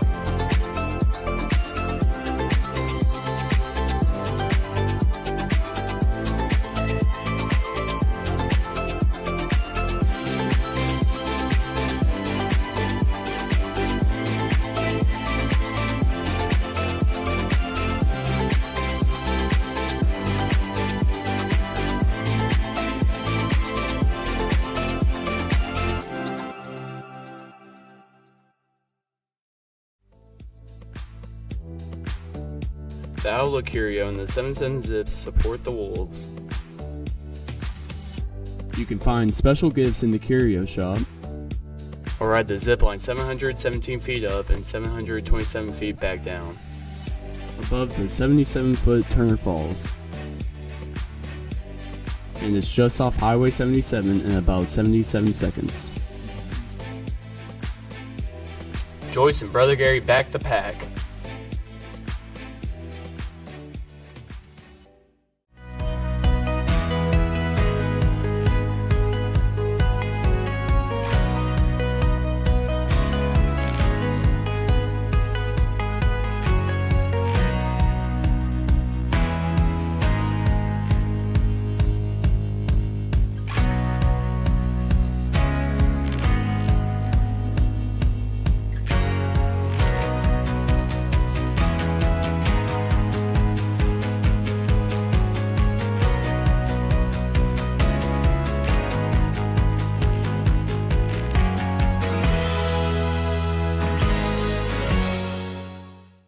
Robert York with York Janitorial Supplies and Equipment in Pauls Valley, Oklahoma. We're a veteran-owned and community-driven facility supplies company with a full line of towel, tissue, cleaning chemicals, safety, nitriles, to name a few. And last but not least, we've got a full line of equipment from scrubbers, ride-ons, chariots, sweepers, to name a few. And if budget is an issue, we've got financing options as well. You know what's sexy about toilet paper? Nothing until you're out. When you're out, give us a shout. York Janitorial Supplies and Equipment, 405-331-0916, and ask for Robert.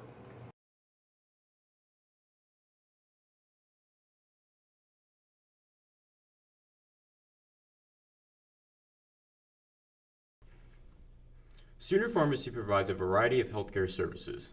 We accept e-prescriptions and we also offer delivery services. Sooner Pharmacy is handicap accessible. Sooner Pharmacy is located at 705 East Main Street inside Sooner Foods.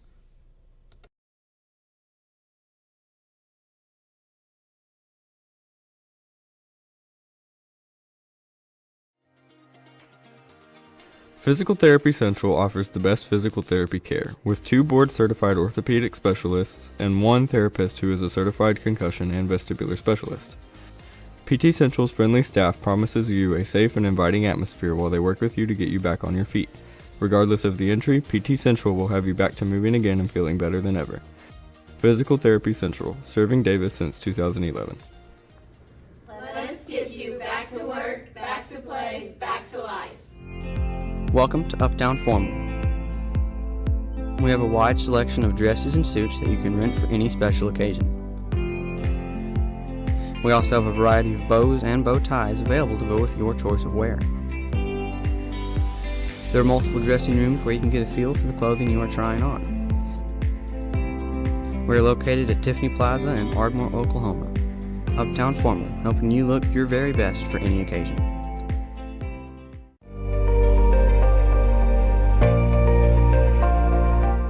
Here at Hilltop Animal Health Center, our doors are always open for your animals. From your friendly pets to your large livestock, we are always happy to help.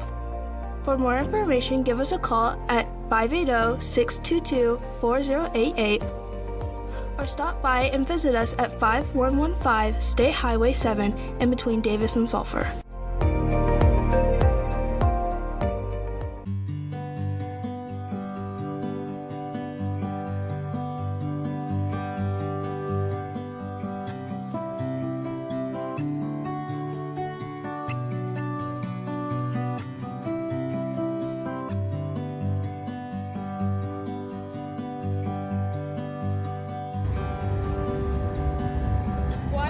Medical Center. We're here to take care of you.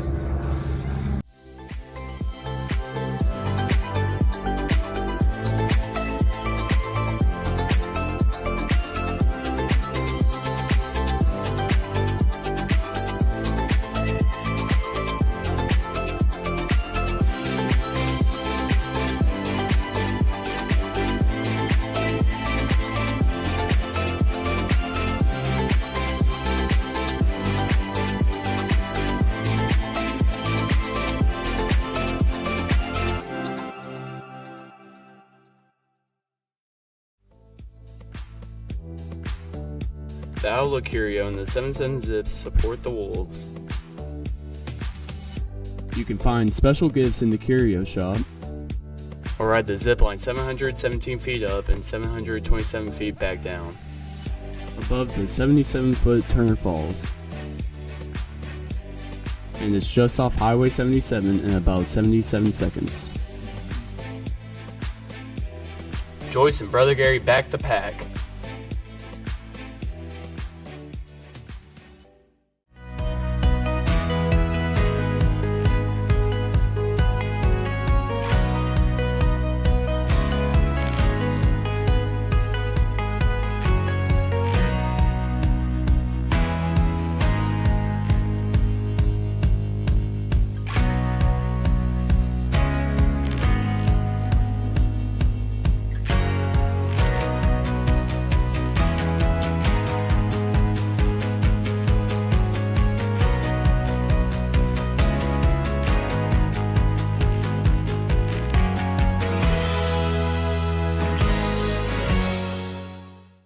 Robert York with York Janitorial Supplies and Equipment in Pauls Valley, Oklahoma. We're a veteran-owned and community-driven facility supplies company with a full line of towel, tissue, cleaning chemicals, safety, nitriles, to name a few. And last but not least, we've got a full line of equipment from scrubbers, ride-ons, chariots, sweepers, to name a few.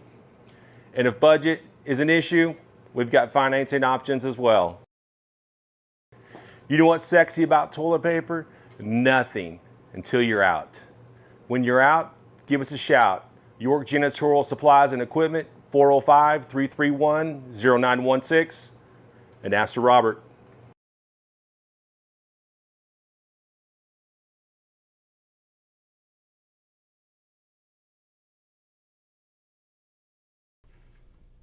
Sooner Pharmacy provides a variety of healthcare services. We accept e-prescriptions and we also offer delivery services. Sooner Pharmacy is handicap accessible. Sooner Pharmacy is located at 705 East Main Street inside Sooner.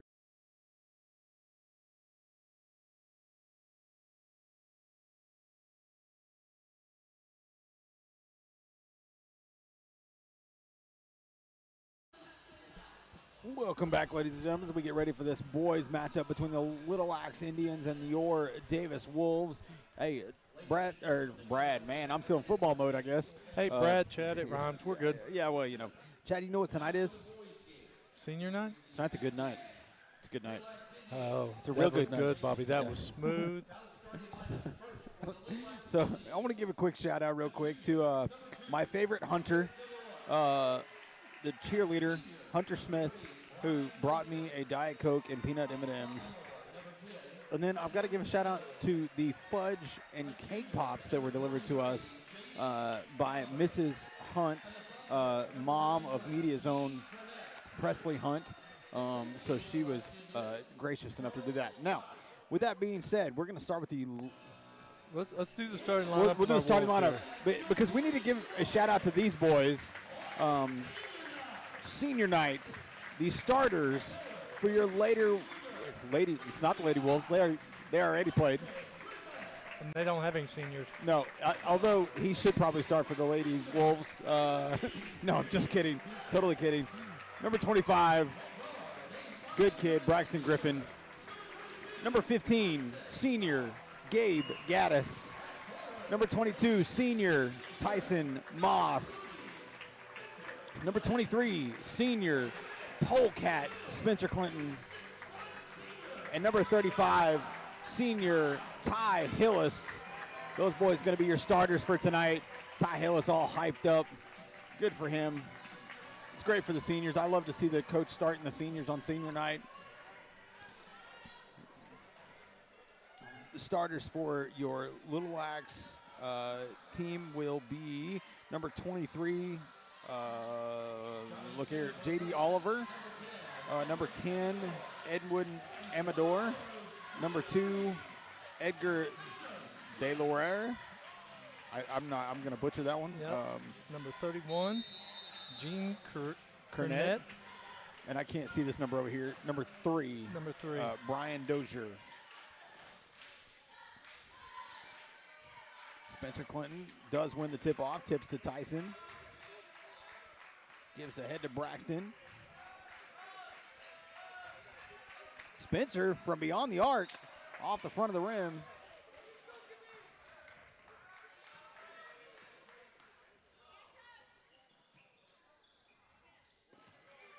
Clinton trying to get the loose ball, ends up in the hands of Little Axe. Pulls up from beyond the arc, off the front of the rim, rebounded by Gaddis. Ball kind of bouncing around all over the place.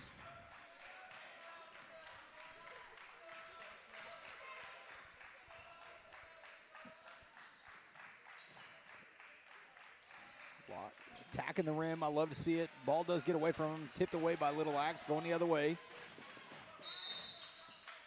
They're going to call travel there.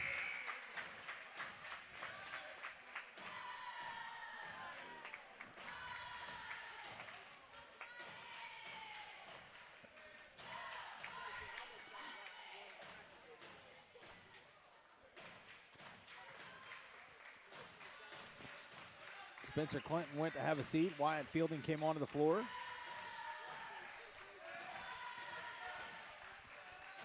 Tyson going to attack.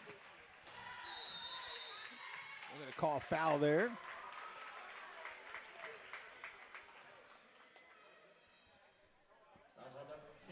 He'll get himself to the line.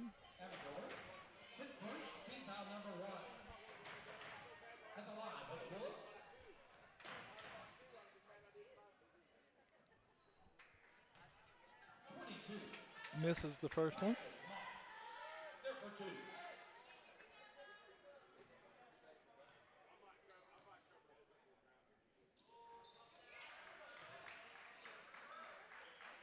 Misses the second. Little Axe bring the ball down the court.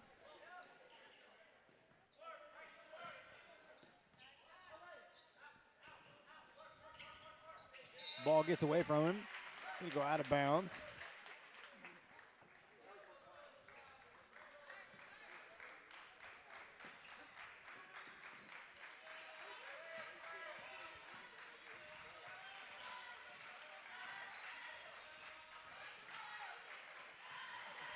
Ball gets away from Griffin. Able to get it back, though. Finds Ty Hillis on the far side. Gives to Wyatt Fielding, attacking the rim. Good post move there by Wyatt Fielding. Catching the ball in on the run.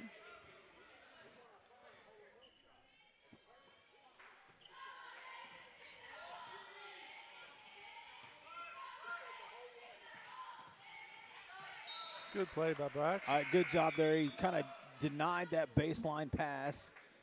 He did knock it out of bounds. Braxton Griffin, Gabe Gaddis, and Ty Hillis going to go have a seat. Now Dakota Carter, Sunshine, Dalton Heffley, and Spencer Clinton back onto the floor. Jump ball there. Good job by Dakota Carter. Get his hand on the ball on the inbound pass.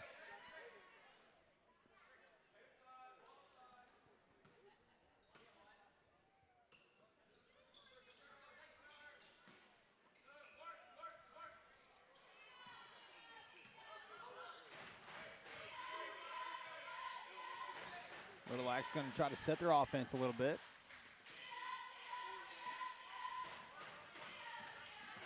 Attacks the rim. Can't quite get it to fall. Rebounded by Fielding. Carter's going to push it forward. Tries to pull a floater. Ends up in the hands of Spencer Clinton, who tried to kind of put that, the old 21 putback move. Catch the ball in the air, put it back real quick.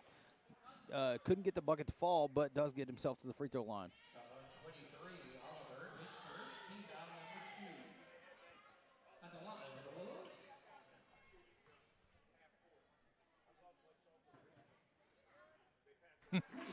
Bounce, shooter's bounce. Yeah, for sure.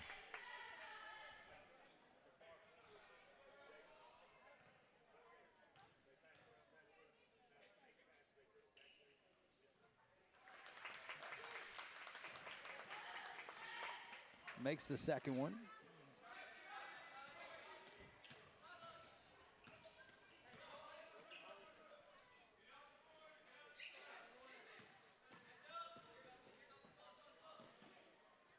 Pulls up from beyond the arc, does knock it down.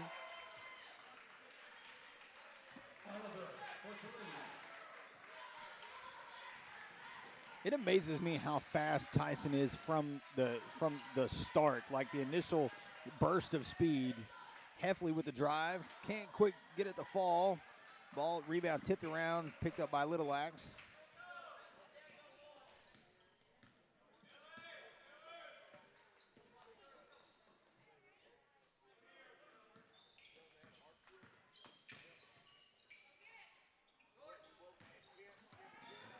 Ball ends up short.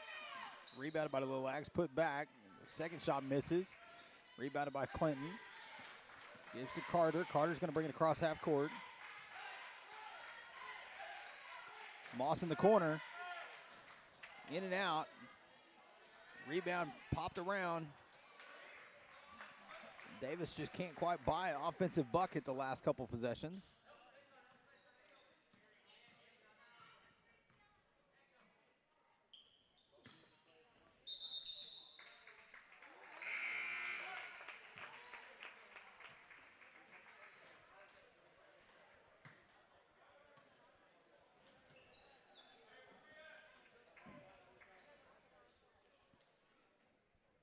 Edgar did not seem like he was real happy with That's the second travel call he's got tonight. I get the impression he's not used to getting called for traveling. It definitely looks that way.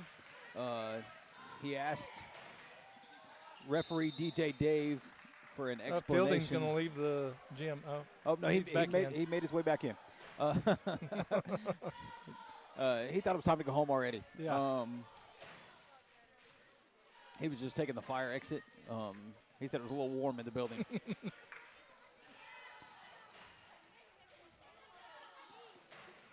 Little Axe trying to attack. Pock loose by Heffley. Picked up by Fielding. Picked up by Fielding and kind of caught Heffley in the movement down the floor.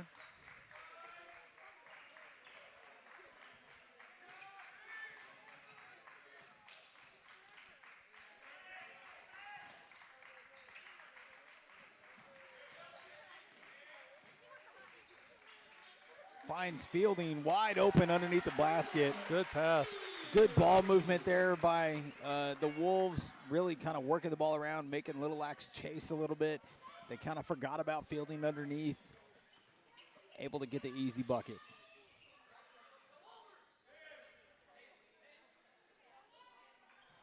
In and out of the rim, rebounded by Heffley. Heffley pulls up, gives to Carter. Call foul on the floor. Not sure who he's going to call this on. Looks like he is going to call it on Edgar. I'm just going to continue to say his first name because I know if I try to pronounce that last name, I'm going to butcher it. At the line for the Wolves, number 1, Dakota Carter, good for 2.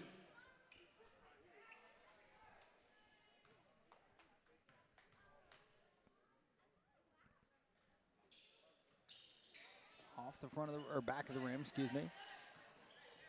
Rebounded by the Little Axe.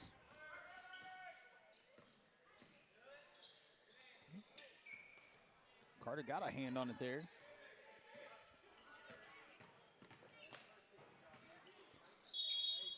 He is going to drive. I think he is going to finally draw a foul. That's going to be Carter's first.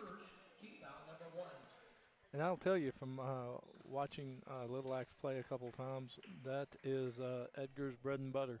That drive and attack. Driving in, attacking the goal, and initiating some contact and getting to the line. Number 33, Kellen Sanders, coming on the court for Little Axe. To him, and he had a little bit of a hard time getting it under control, so.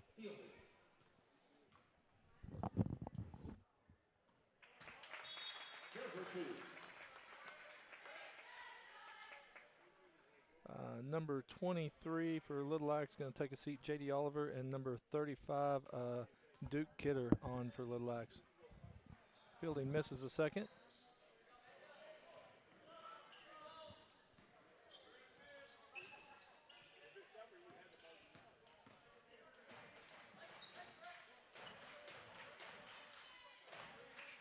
Little Axe, little handoff to reset their offense.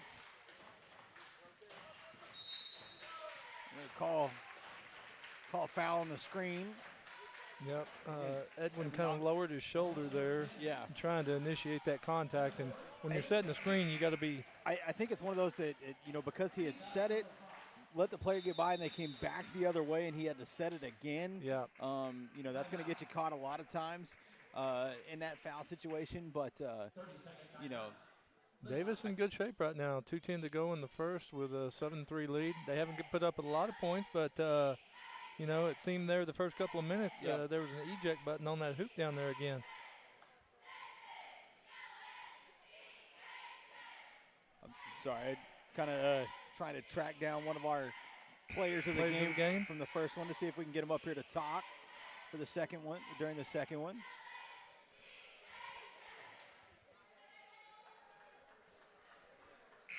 I think that was Little Axe's timeout, right? Took a quick little timeout. I believe it was.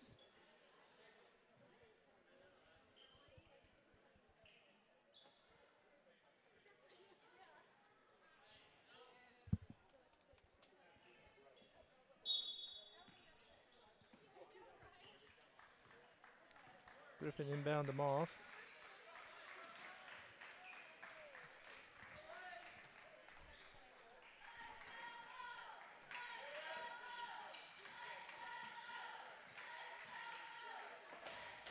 Back around to Heffley.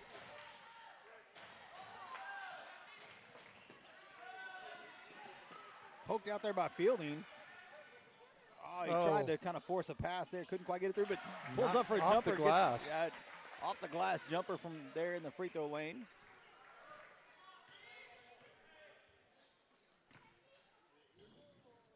.34 for Little Axe. Clay Hill with the jumper. Put 2 up on the board for him. Moss bringing the ball down court.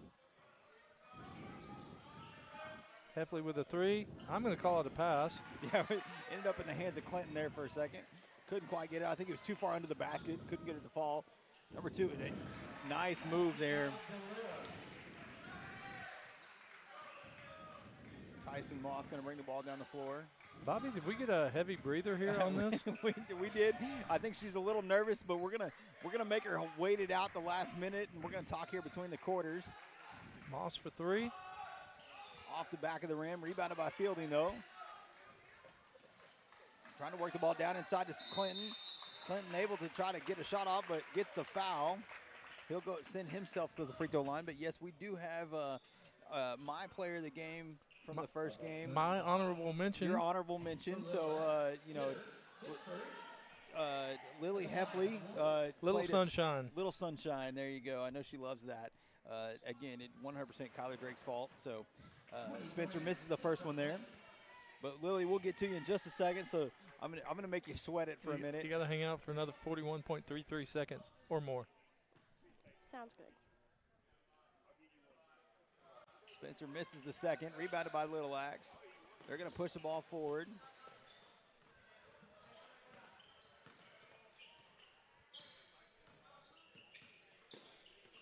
Finds the ball in the corner, behind the arc, knocks it down. That'll give Little Axe their first lead of the evening. Yeah, Clay Hall for the 3. 20 seconds to go in the first quarter.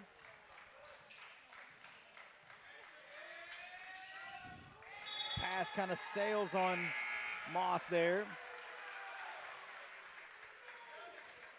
Brendan Pierce going to come onto the floor. Spencer Clinton going to head off. Get him a little bit of a rest.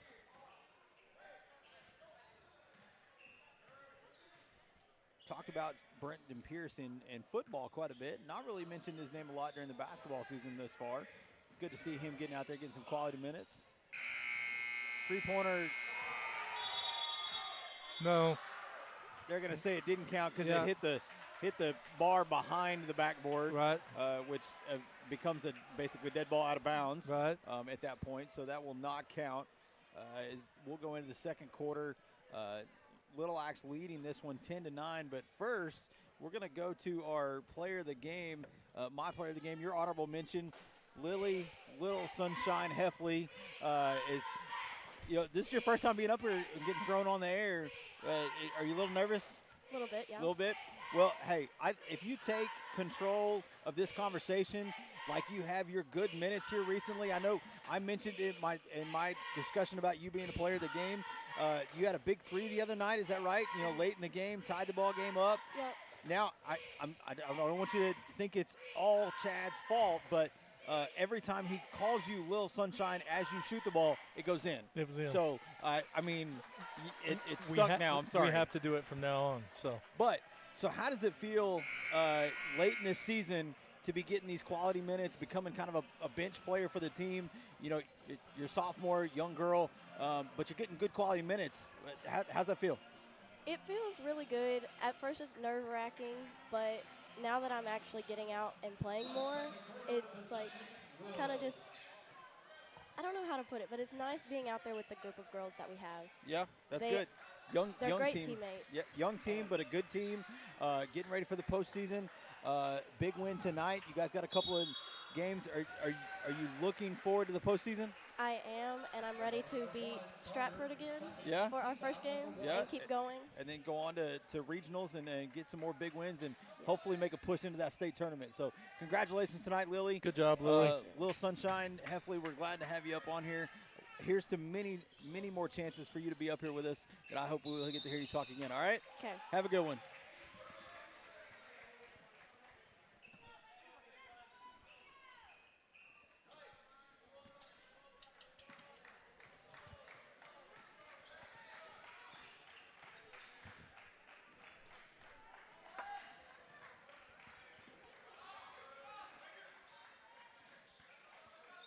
Our producer's over here tapping on my M&Ms, telling me I need to open them.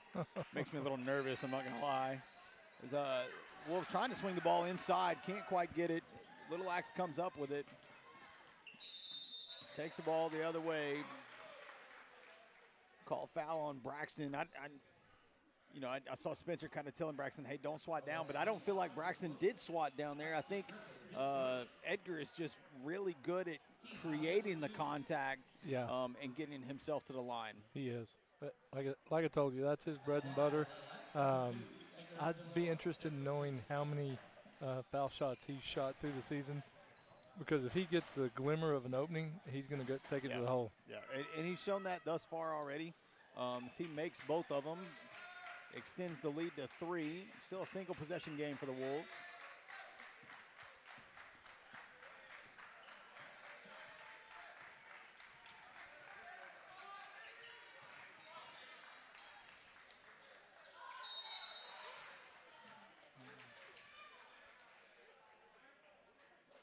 So I'm going to call a foul on number 34. It'll be his first foul, team first this quarter.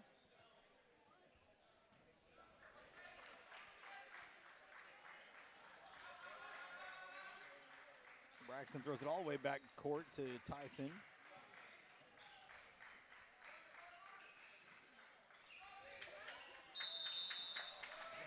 Man, that's one of those that Chad, I'll be honest, like, this is tough for us because a lot of these kids on the floor we've coached now for a long time. You know, right. we don't coach them anymore. They're way beyond my skill. That's one of those, like, man, you got to make that. It's wide open. Those. You got hammered, but come on, make the shot. But he does make his free throw count, which is good. But yeah, it's one of those hard to sometimes be behind the mic right here because we want to yell at our own kids. Yeah, and these doubt. kids that we've all been a part of for so many years now. So and there's 3 of them down there in the box right now that fit that bill. There is.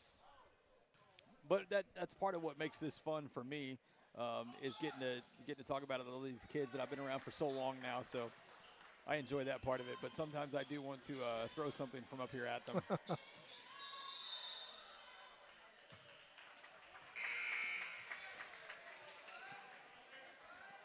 DJ Dave calls the carry.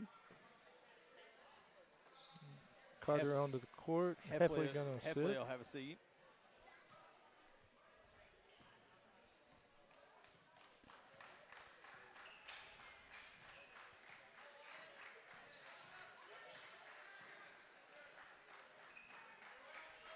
Shout out to the 50 people we got watching with us right now.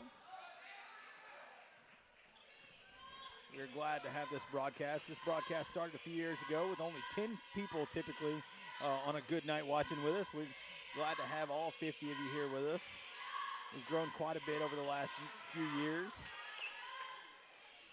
But be sure, and if you see a media student or if you know a media student, thank them for all their hard work in bringing these broadcasts to you. So it's a long year for them. Tonight, our producer, Kobe Gibson, if anything's wrong with the broadcast, it's 100% his fault. If anything wrong with the camera work tonight, that is Hunter Beal over there. That's all him. Yeah, that is all Hunter Beal. So if the camera's off at all, it's 100% his fault. And again, the Kobe Gibson, if anything wrong with the broadcast itself, it is 100% his fault. We are just the talking heads.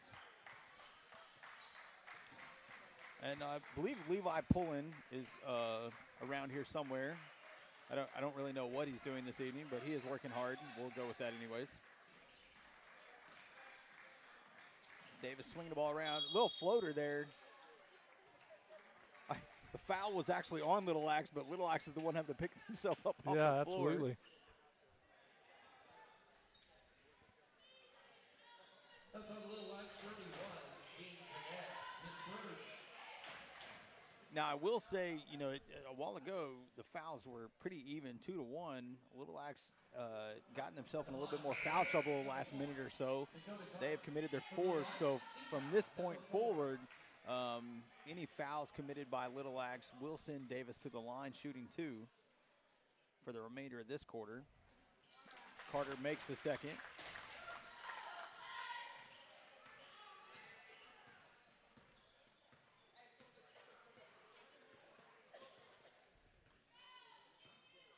Fielding went to have a seat. Heffley came back onto the floor.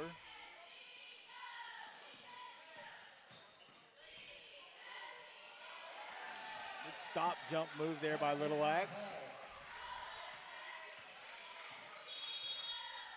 It's going to be a timeout by Blackwell and the Davis Wolves. 5 minutes to go in the second period. Close game, single possession, really. Wolves trailing 14-11. We don't look bad. I don't feel like. Bobby, just let me say, we don't look good. I know we don't look great right now, but I don't think a lot of it's, it's not because we're getting good looks or anything like that. We can't seem to get a bucket to go in. Can't seem to get a bucket to go in, and the ball is shooting off of that rim and backboard and not going anywhere. We have anybody for a rebound. Yeah.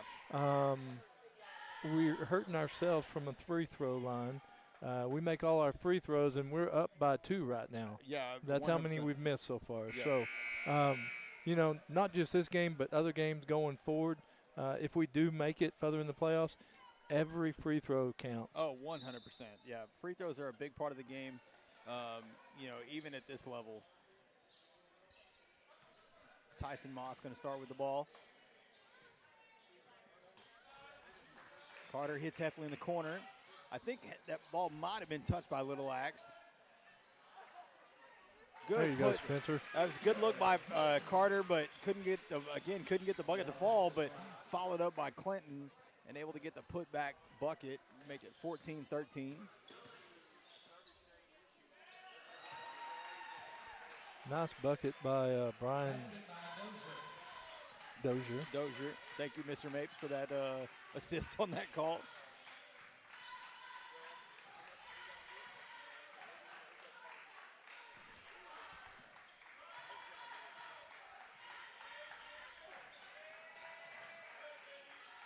Davis just kind of working the ball around. Call foul there. Looks like it'll be on number 32, maybe? 31. 31, yeah. 31.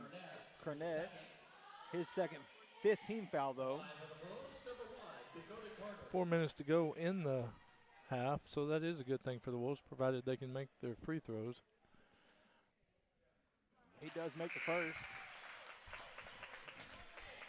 Building back on the court, Moss is going to take a seat. Again, I like this set. Not that I dislike Tyson being on the floor, but I like this set just because it's so different than what Davis is normally used to. All 6 foot or taller. All 6 foot or taller, which is not typical Davis basketball.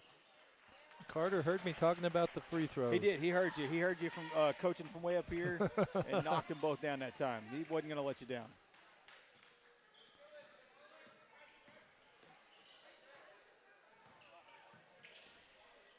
Little Axe trying that drive Dex. Pull up from beyond the arc. Off the front of the rim, though. Rebounded by Griffin. Dakota going to bring it across the floor.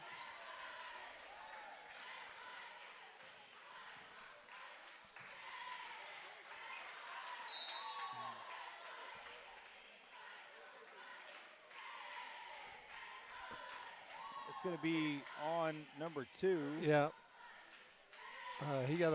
Edgar got him in the eye, I think.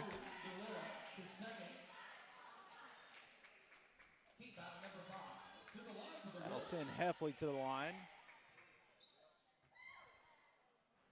Misses the first.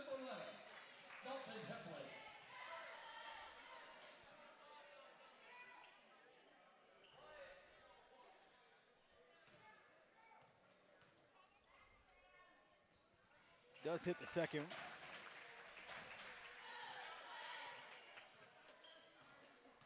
Ties the ball game up 16-all. 3:30 to go in the second period.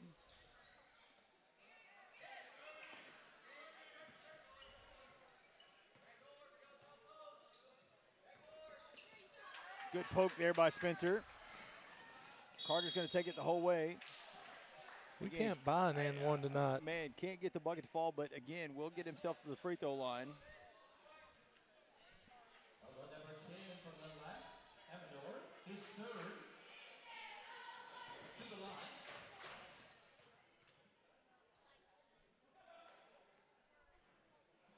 Number 1, Dakota Carter. Gaddis going to come onto the floor. Clinton going to go have a seat for a minute.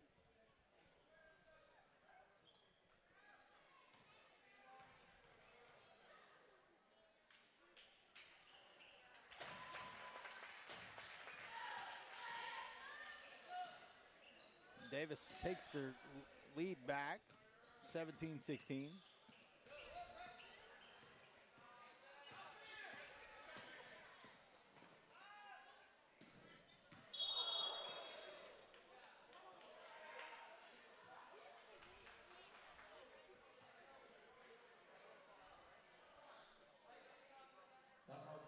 Foul's going to be on Gaddis, I believe. Number 23 for J.D. Oliver for Little Axe. Took a hard fall there. Yeah, took it. Some fans from Davis' side.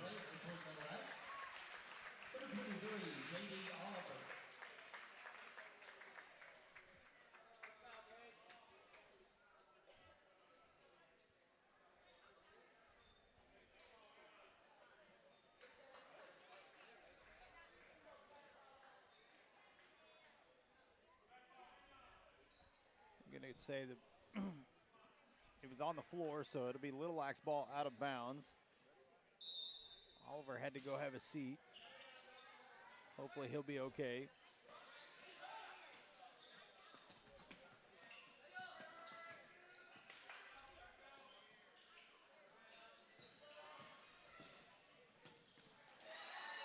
Good move there by Little Axe, getting the bucket.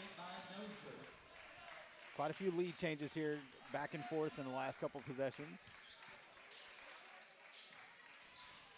Heffley's going to pull up off the front of the rim. Loose ball. Out of bounds, I believe, while the ball was in Little Axe's hand, so it'll stay with the Wolves. Yeah. 2.5 minutes to go in the first half.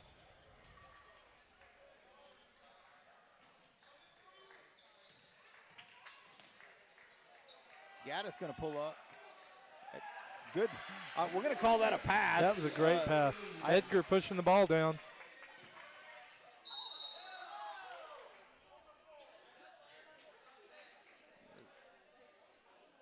That's going to be number 2 on Gaddis. That is a blocking foul. Didn't quite get his feet set before Edgar got there. Edgar real quick down the floor, which makes that difficult to get there and get set in time.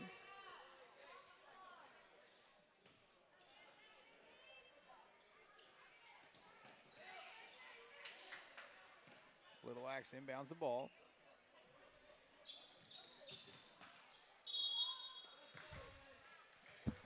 I'm telling you, he is good at initiating that contact. Wow. I think that one's going to go against Heffley. It will be his first. Team 5th, though. And just like that, Davis is now giving the bonus back to Little Axe. Edgar makes his first. Ties the ball game at 19.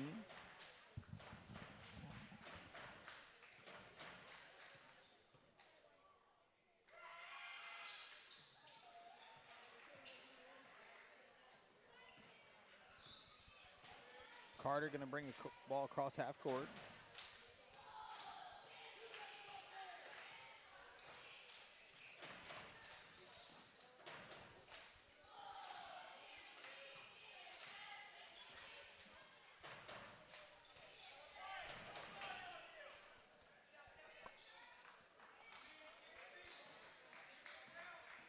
Heffley looking for where to go with the ball.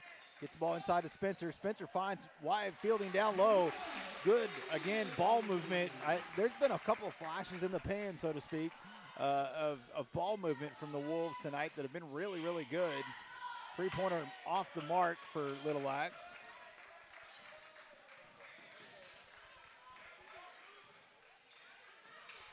Carter for 3. Knocks it down. Wolves kind of getting lit up right here in the first half. They're going to call double dribble there.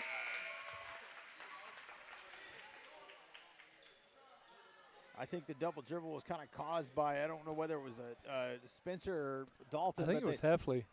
Got his hand in there and kind of caused a little bit of confusion with the ball handler. Forced the double dribble, so it'll be a turnover to the Wolves.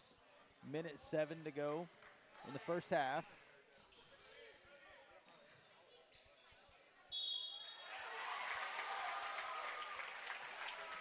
big man move there.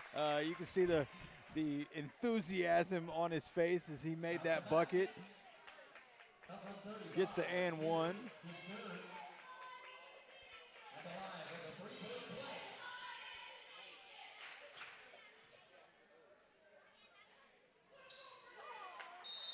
Tyson's going to go to the line I say, now. good putback opportunity there for Tyson Moss. Can't get it because of the foul, but the foul will get him to the free throw line. That gets number 35. He's got that's his fourth foul. Fourth foul. My goodness. Yeah, that's quite a few in the first half, and you know they don't have a lot of bench players over there, but I will say, good. You know, props to J.D. Oliver. He is back in the game now after having that hard fall a while ago. Yeah. Brendan Pierce going to come give Gabe Gaddis some breather for a minute. Spencer Clinton got a finger on the rebound, but unfortunately couldn't quite reel it in. Ball goes bouncing out of bounds.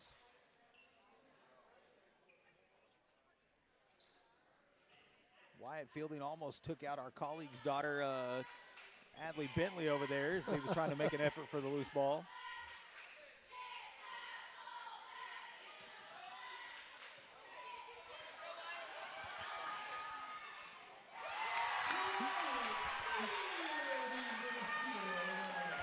How about the steal and fast break layup by Wyatt Fielding?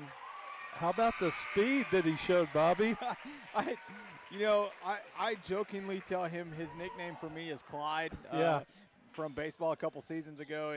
I heard somebody mention he might run like a Clydesdale. Right. You heard every step, but showing the moves there. Yeah.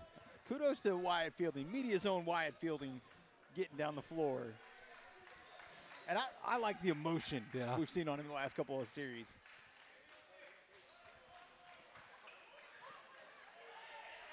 Braxton Griffin pulls up off the front of the rim.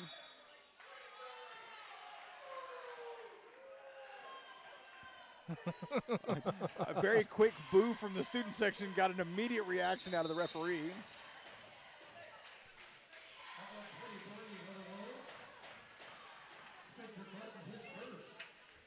I'm not sure which one of the students let out that boo, but it got the officials' attention very quickly. Very quickly got the officials' attention. Now he's pointing them out to Blackwell, and I'm sure that student will be addressed shortly. Yeah.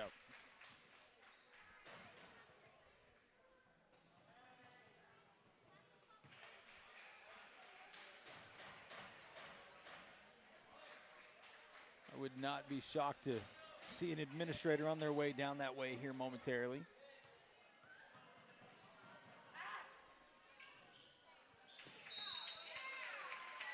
.35, that should be his fifth foul.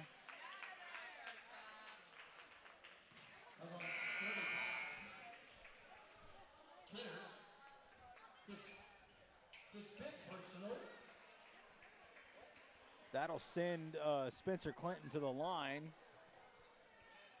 But that will be that young man's end of the evening.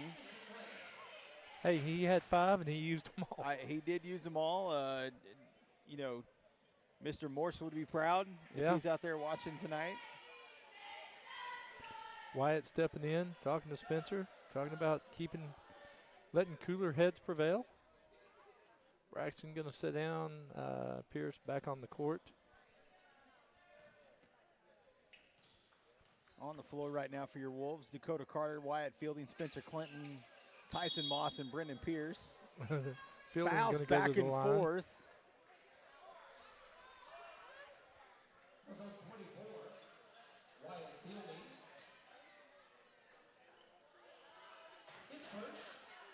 What?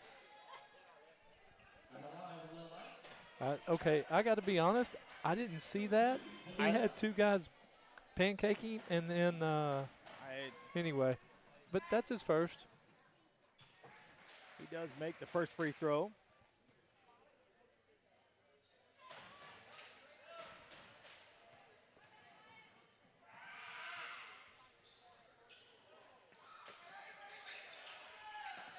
hit by Fielding. Stays with Little Axe.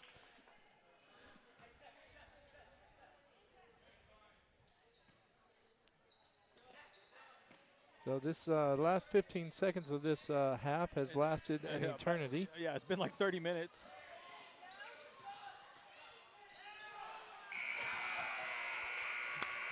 Big man. If that had gone in, I would have lost my mind. I never would have heard the end of it. Oh, I would have not let anybody hear the end of that. I would have talked about that from now until the end of time if that ball went in. The big guy throwing it from the letters. So, hey, the Wolves opened up a 9-point lead there with a couple of minutes to go in that half. Yeah, it really got hot there at the last. Yeah. Kind of, momentum got them moving the right direction. To kind of finish that up and jump out to a 7-point lead going into the second half. Yeah. So I think it was a good way to finish the first half. But we're going to take a quick commercial break, and we'll be back for just the second half. We'll be back. See ya.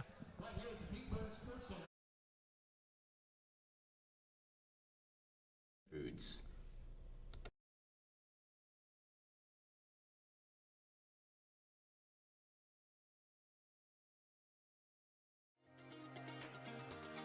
Physical Therapy Central offers the best physical therapy care, with 2 board-certified orthopedic specialists and 1 therapist who is a certified concussion and vestibular specialist.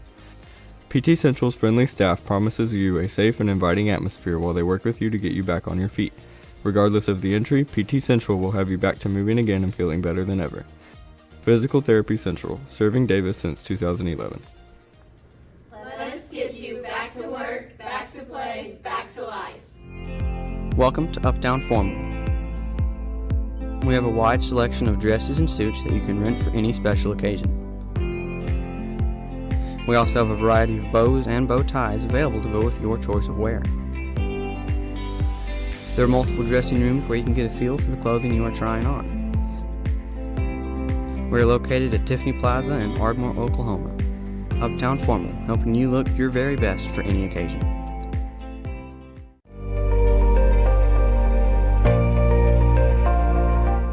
Here at Hilltop Animal Health Center, our doors are always open for your animals. From your friendly pets to your large livestock, we are always happy to help. For more information, give us a call at 580-622-4088 or stop by and visit us at 5115 State Highway 7 in between Davis and Sulphur.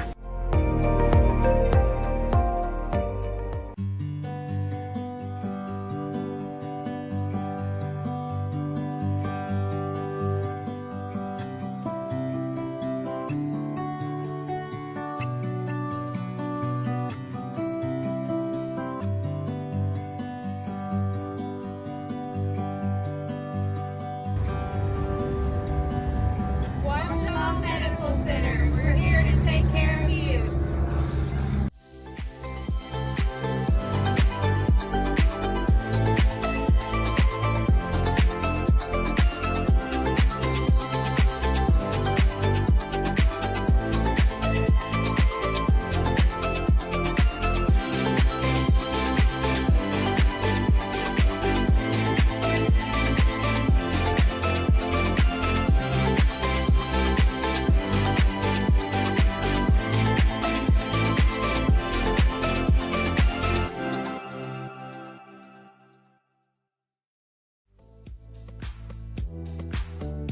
The Outlook Curio and the 77 Zips support the Wolves. You can find special gifts in the Curio Shop, or ride the zip line 717 feet up and 727 feet back down, above the 77-foot Turner Falls. And it's just off Highway 77 in about 77 seconds. Joyce and Brother Gary back the pack.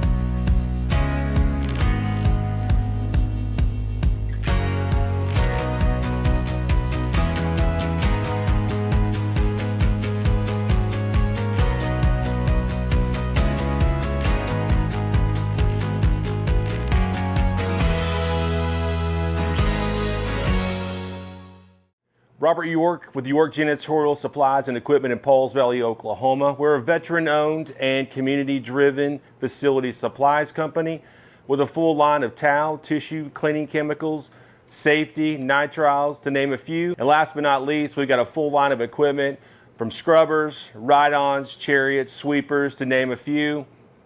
And if budget is an issue, we've got financing options as well. You know what's sexy about toilet paper? Nothing until you're out. When you're out, give us a shout. York Janitorial Supplies and Equipment, 405-331-0916, and ask for Robert.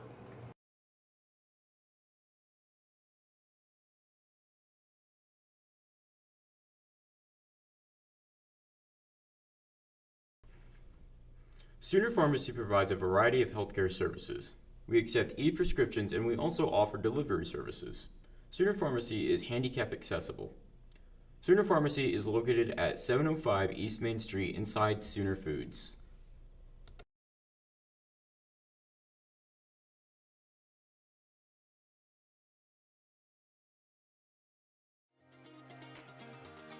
Physical Therapy Central offers the best physical therapy care, with 2 board-certified orthopedic specialists and 1 therapist who is a certified concussion and vestibular specialist.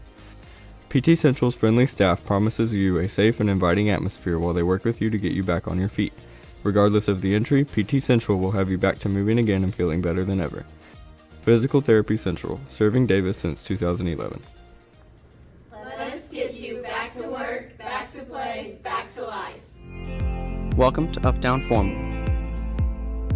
We have a wide selection of dresses and suits that you can rent for any special occasion.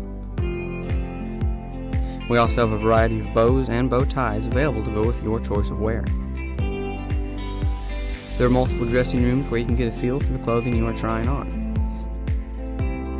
We are located at Tiffany Plaza in Ardmore, Oklahoma.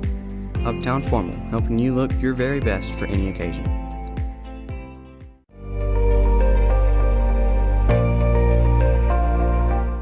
Here at Hilltop Animal Health Center, our doors are always open for your animals. From your friendly pets to your large livestock, we are always happy to help. For more information, give us a call at 580-622-4088 or stop by and visit us at 5115 State Highway 7 in between Davis and Sulphur.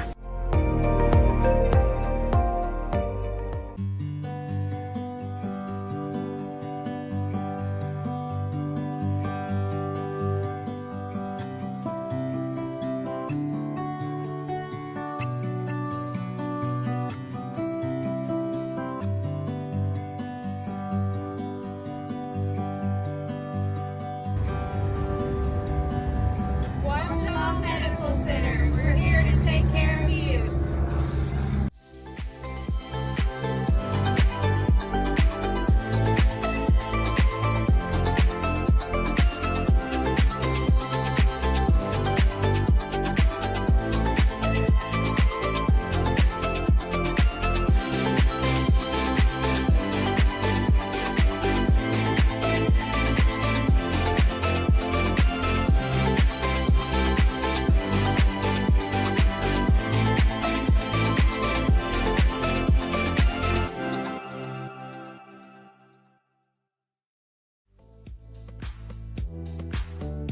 The Outlook Curio and the 77 Zips support the Wolves.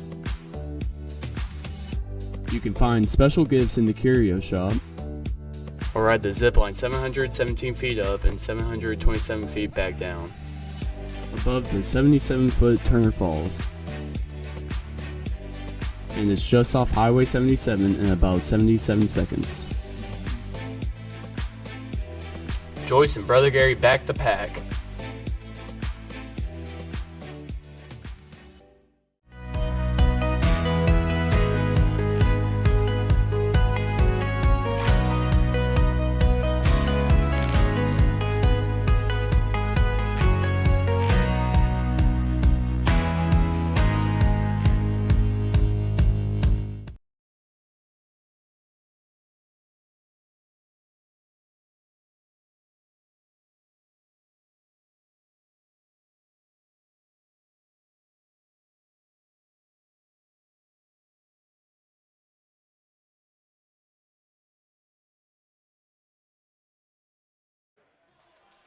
Welcome back, ladies and gentlemen, as we get ready for the second half of this Little Axe Indians versus the Davis Wolves.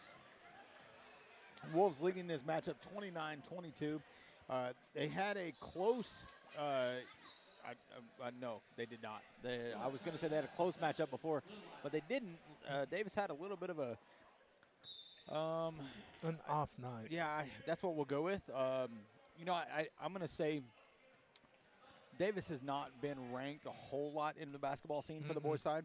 And I'm going to chalk it up as to that week.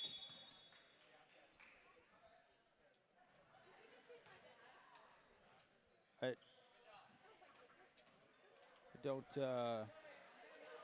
know what happened there. Anyways. I think he had to exhale.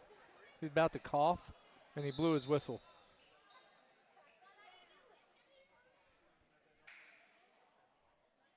I think the clock is, they're trying to fix the clock.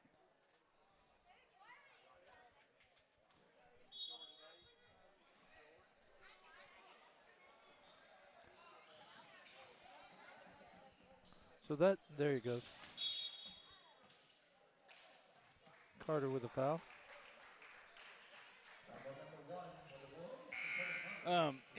So what I was trying to say is I feel like the boys got that ranking, and then only a couple of days later made the trip to Little Axe. And they had seen the girls play Little Axe in our tournament. The boys had not played them. And so they came here after we played. Oh, that's right. That's right. So, excuse me. So, we got the ranking, and I think the boys saw that.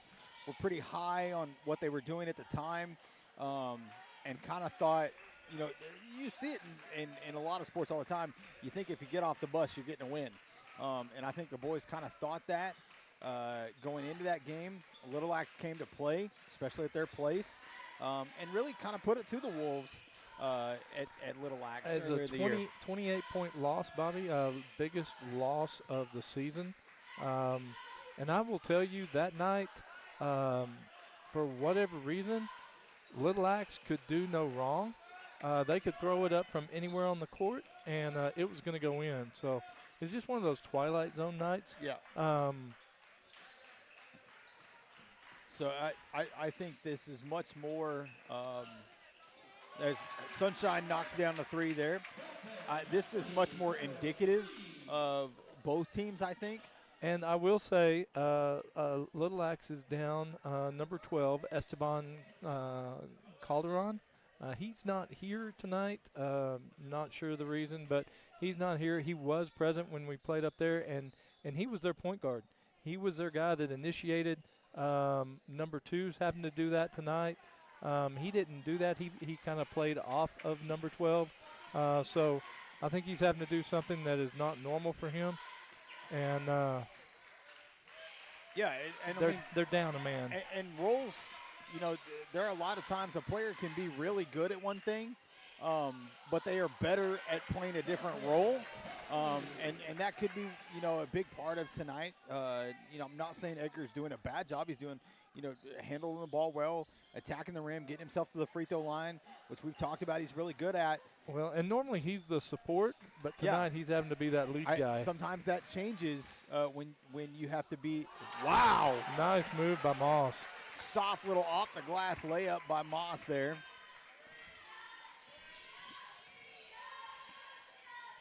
And just like that, Edgar goes right back down in his own little fancy. Yeah, Davis was on a 7-0 run until that score. But roles changing can make a difference, and so that could be playing a small factor in tonight for Little Axe. But the Wolves starting to kind of play a little more cohesively. Oh, for sure. I think. They ended the first half on a good high note, and now kind of continuing that going on. Spencer Clinton going to pull up from beyond the arc, off the back of the rim. Ball's getting bounced around, tipped around to their Little Axe. Heffley's going to pick up the foul. Not going to be on, His second foul.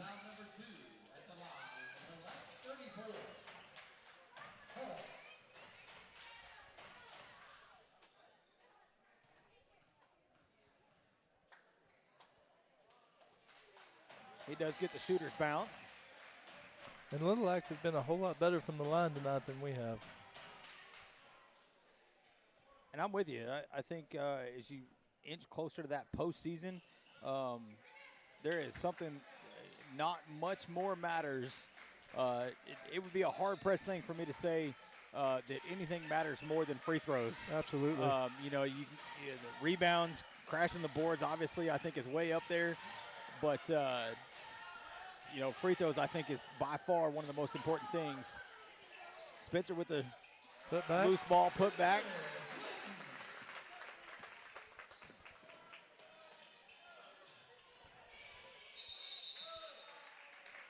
Number 3 lost the handle for Little Axe. Wolf ball. 38-25. Wolves leading. 4:27 to go in the third period.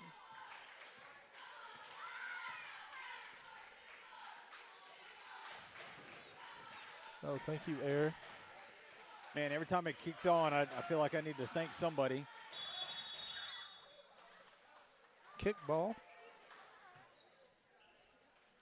Going to be Wolf ball.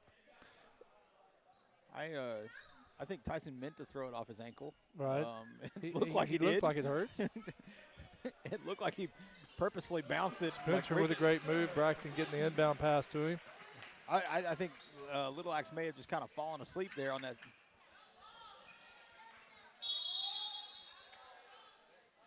They're going to call that one on Moss. That's on 22 for the Wolves. Tyson Moss. His first. Team foul number 3. At the line on the last, number 2, Delora.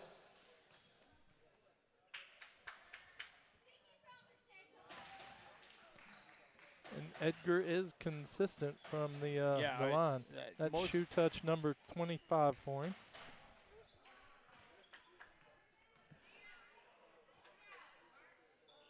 He makes the second one. Be a timeout, Little Axe. 40-27. 4 minutes to go in the third period. Looks like I'm not sure if Brendan was just meeting people on or if he was actually checking into the game.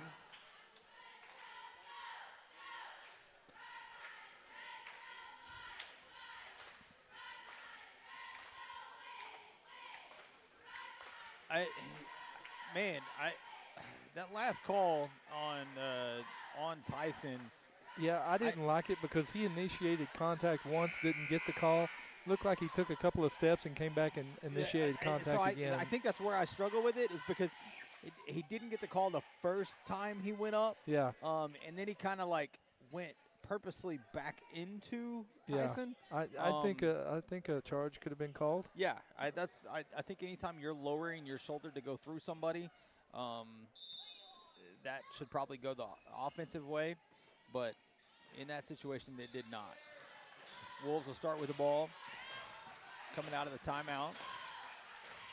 Finds Moss. Moss thought about it for a second. Hesitates. Going to pull back, reset the offense.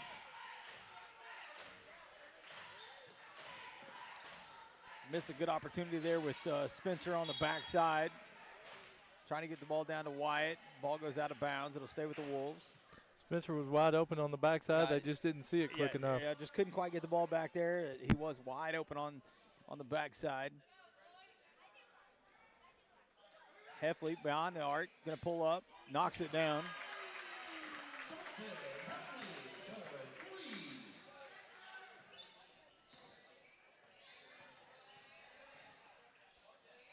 Delora with a good move there.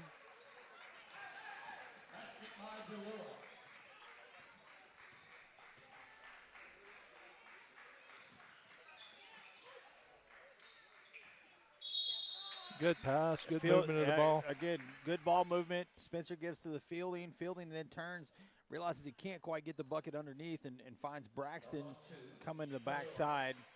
And Braxton, although he didn't get the bucket, does get himself to the line. Yeah.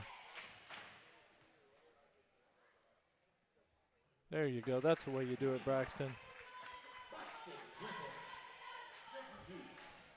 So thank you for pointing out to the producer that time has stopped, and there's actually 3:10 on the clock. Yeah, the clock was still ticking on our broadcast there. Again, if anything's wrong with the broadcast, it is 100% Kobe Gibson's fault. Landon Gibson comes onto the court. He's too worried about his M&Ms over here.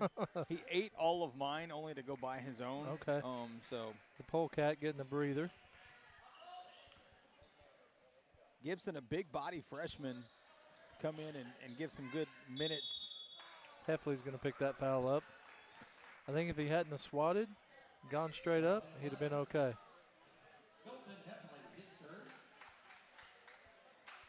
Definitely don't want to see fouls become an issue late in this ball game. I know it is 45-29, but that is not an insurmountable lead. I mean, let me just say, I watched a little bit of Little Axe Lone Grove play this past Saturday. Little Axe was down by 25, but they kept coming, and they closed it before the game was over to about 10 or 12. So the Wolves need to keep on playing and not get complacent at all. It is a 14-point game now, 45-31, 2:55 to go in the third period.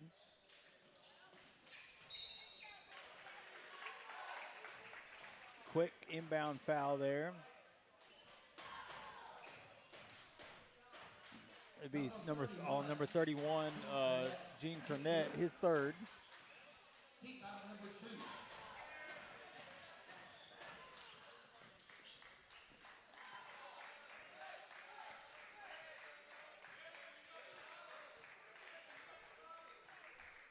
Coach Blackwell kind of getting the offense set up.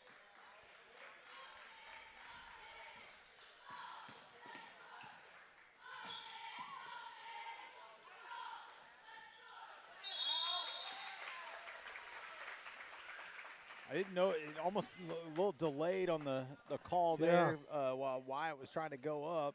I didn't know if they were going to call it there for a second, but they do make the call. That's on number 10. It's going to be his fourth. Amador, but that'll be his fourth foul. So a couple of guys in foul trouble for the Little Axe. There's a shooter's bounce for sure.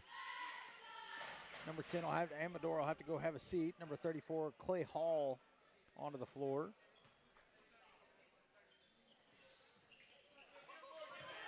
Gibson loses the ball going up. They're going to call the travel there. I think he caught a foot from Gibson in the nether region. Yeah, he did, and that kind of caused the travel, but the travel call, I think, will stand.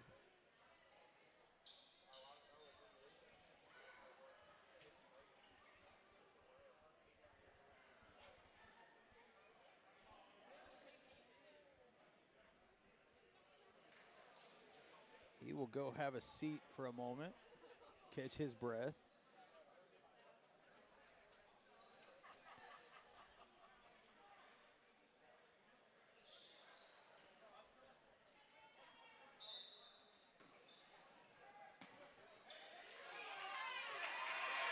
Good open look.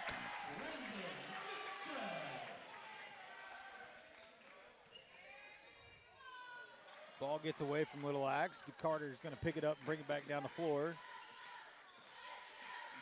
Let's Moss get set up.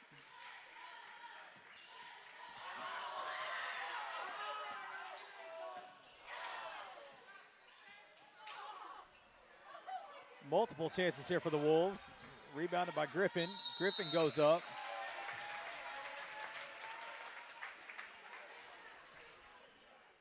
That's on 33 for Little Axe.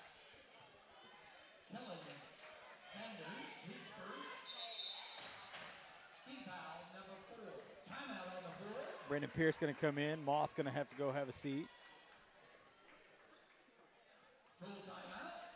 Fouls have kind of Little Axe. Yeah, fouls have kind of evened themselves out now. The Little Axe, had 4 fouls. We had 14 fouls already. Little Axe didn't have any at the moment. That has evened itself out now. 17-point game, 48-31. If my clock operator is correct, there should be about 1:45 to go in the third period. I would say that's pretty close. Yeah. So.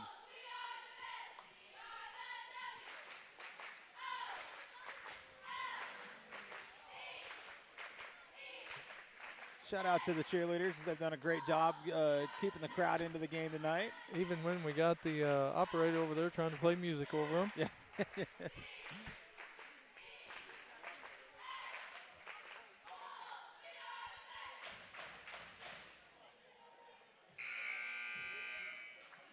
Looks like one of the assistant coaches having a chat with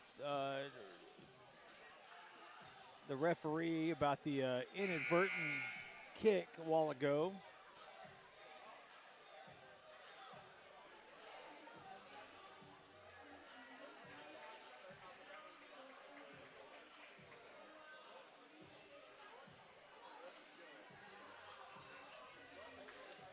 Griffin's going to go to the line.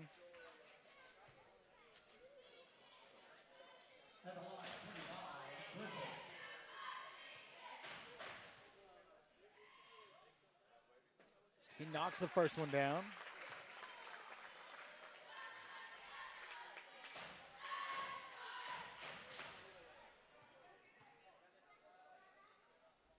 And the second one.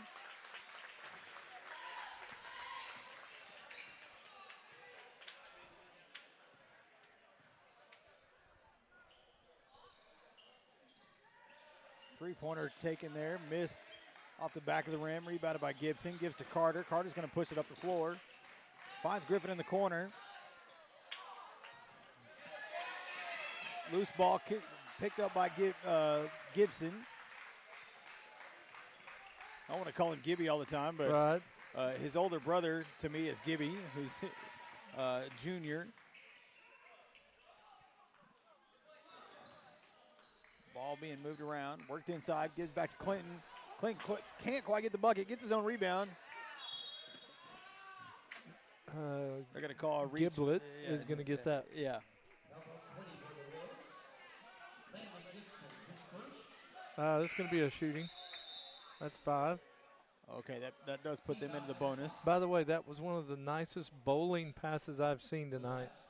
I don't know if you saw that, but Braxton literally rolled that pass on the floor into Spencer. Oh, yes. I mean, you do what you got to do. Right. I've seen many techniques with the bounce pass, the lob pass, the quick pass, whatever. The bowling pass is new. Yeah, that's a new one on me. He misses the first.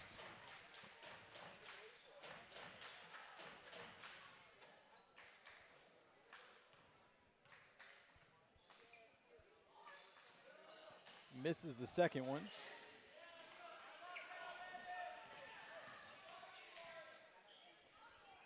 Relax, dribbling the ball.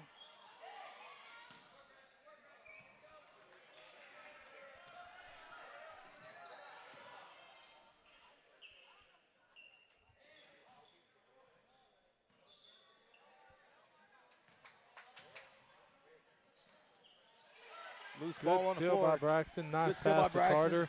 Throws it ahead to Carter. Gets the easy layup.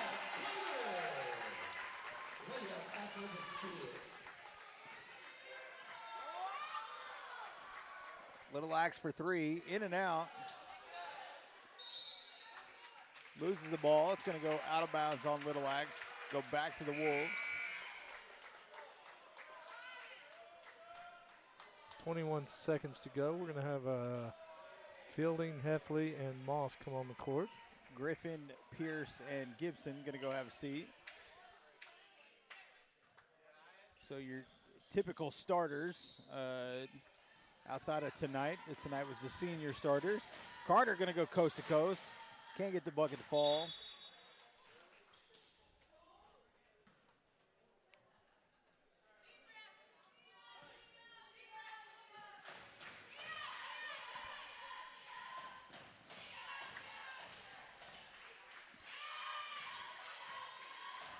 Little Axe puts the brakes on, gets himself an open look.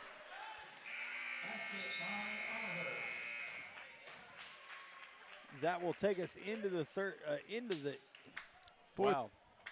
fourth period. It take us to the end of the third period. There you go. Man, I got tied up in my words there. Yeah. We're going to go into the fourth period. Wolves up 52-33. And if you had told me in the first quarter, towards the end of the first quarter, that we would go into the fourth up 20 points, I would have probably said no way. And I would still say no way. Because we're up by 19. Well, okay. Yeah, don't be that guy. I'm sorry. Hold on. I have a correspondent walking up and asking me a question. Okay, yeah. She probably knows more about what's going on than us, to be honest.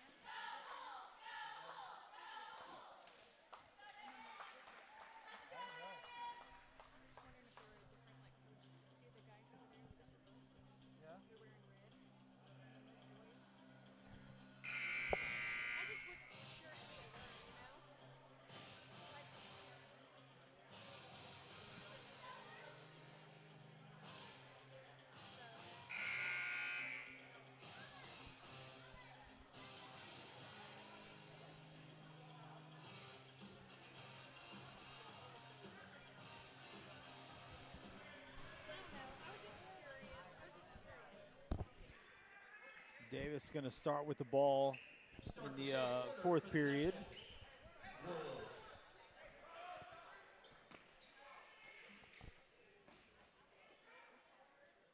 Davis working the ball around. Caught by Fielding underneath the goal. He's able to work himself back in there and get an easy bucket off the glass.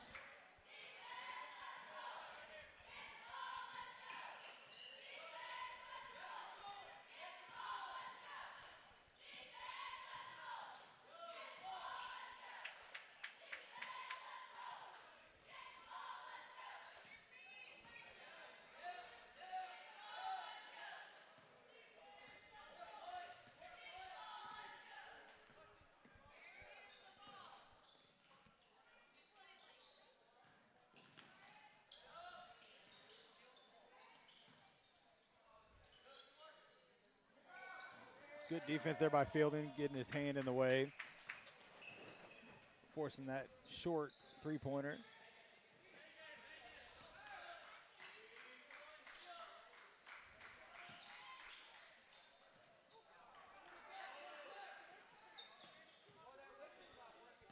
Fielding unable to get the bucket that time. Little Axe will bring the ball back down the other way.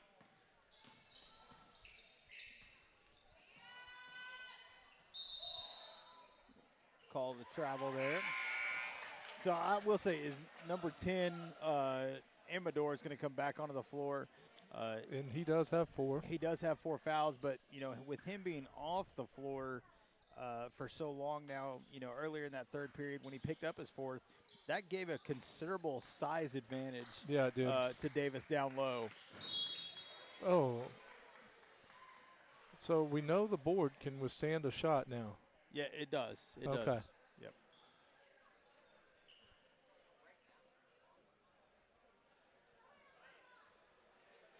Moss inbounds to Heffley.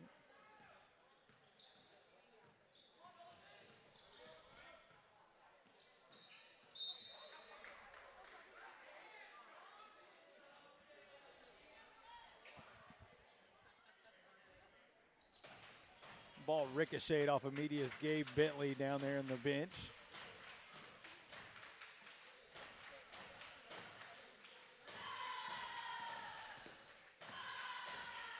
What a pass. Oh, right there though, that's gonna be Amador's 5th. Number 10 for Little Axe, Amador, his 5th personal. So he got himself back in the game and didn't make it very long. He picked up his 5th foul. By the way, great pass down low. It was a great pass by Dakota Carter to find Wyatt Fielding down there. You just got to go up strong and make that. Yeah, and he'll hear about that, I'm sure. And then you got to, then you almost airball it. So, I mean, I don't even know why he's still on the court.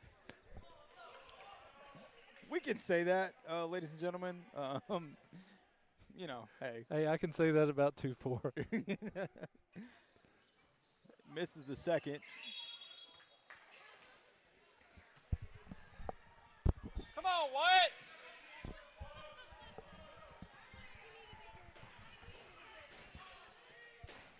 Little Axe going to bring the ball across the floor. It's going to be a timeout for Little Axe, I believe.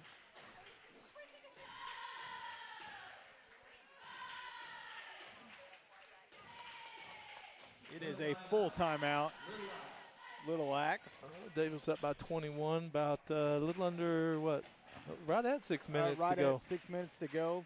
You know, and with Amador fouling out, it definitely puts the size advantage to the Wolves. I would say, well, both of their big guys, I think at 35 and number 10, sitting on the bench out of the game.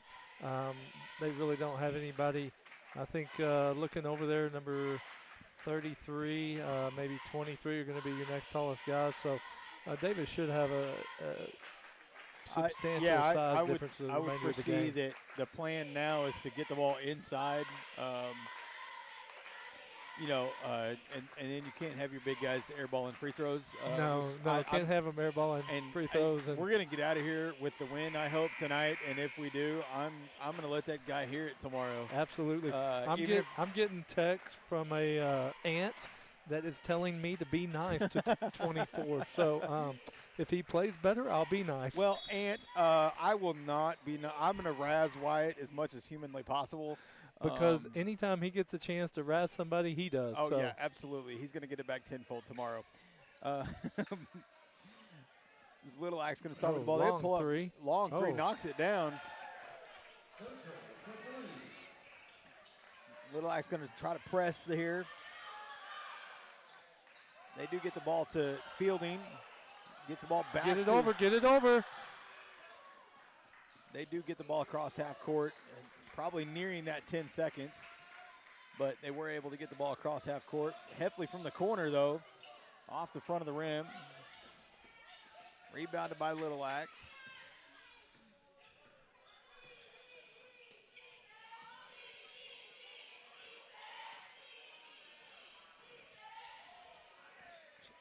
Shot was off, rebounded by Griffin. 5 minutes to go in the game.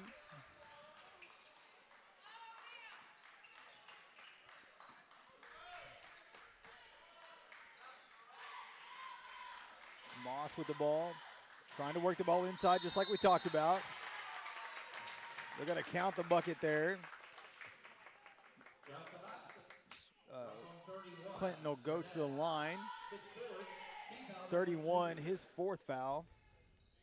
At the line for the three-point play, 23, Spencer Clinton. Going to be a couple of subs here for the Wolves. Moss and Heffley going to go have a seat. Carter and Gabe Gaddis onto the floor.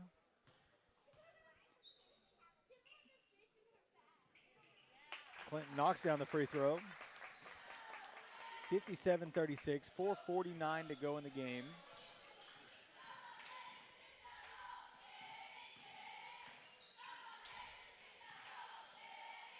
Pulls up from way behind the arc, and again knocks it down. Same spot he knocked one down a while ago.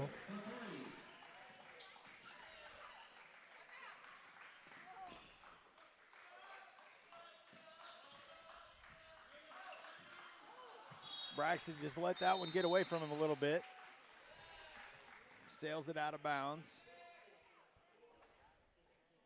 Blackwell will call a timeout. 4:22 to go in the game. Full timeout, Wolves. So, they got on a hot streak there in the end of the first half, going into the third quarter. It has seemed this quarter, though, that they seem a little off kilter a little bit. I don't know what it is,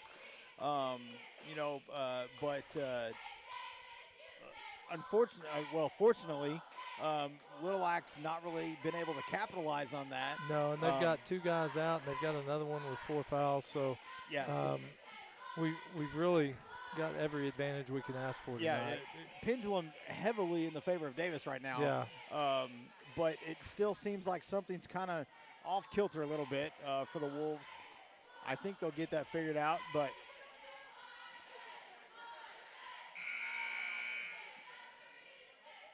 again, as we get ready to travel to Tishomingo on Friday. Correct. Travel to Dibble on Monday. Yep. And then next Friday, right here, will be the broadcast of the district basketball games against Stratford. Now, win or lose on that one will determine what day and when we play the following week in the regional, which will be at Latta. But again, if we are planning to try to bring you those broadcasts from those games, we'll definitively bring you the one from here for districts against Stratford. That will cost us $350 to broadcast that. Then the regional site will cost us another $450 to bring you that round of basketball games. So if you are willing or able to help us pay our portion of that broadcast, we would gladly appreciate that, and you be able to be a sponsor for us in the playoffs.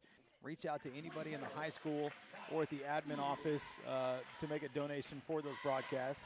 We greatly appreciate it.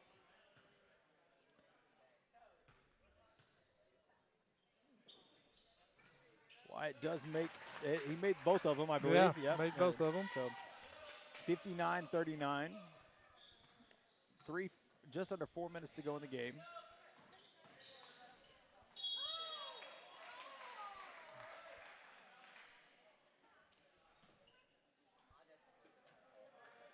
That will be Wyatt's second foul. I was trying to give him one extra. I was going to say it was his third. Right. But that is only his second foul. Number 2.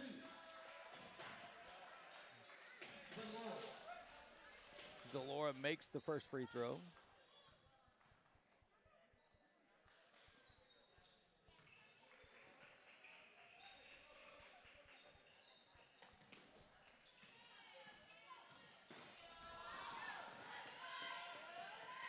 Carter with the coast-to-coast layup.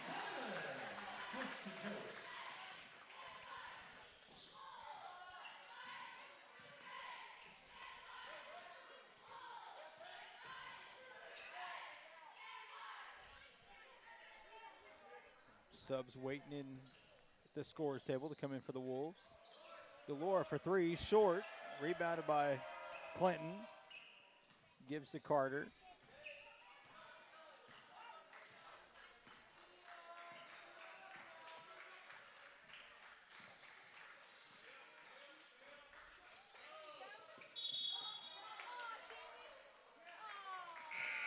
Call a travel there on Clinton. I did not see that. I thought it was a nice double pump fake. Yeah. Corey's going to say that he shuffled his feet maybe a little bit as he went up, but as Carter, Fielding, and Griffin going to go have a seat. Onto the floor, Heffley, Pierce, and Moss, I believe, maybe Gaddis. Gaddis going to grab the rebound, try to hurry up the floor. Does slow himself. Finds Clinton traveling, or coming up the baseline. Finds Heffley in the corner. Can't get the three to fall. 2:45 to go in the game.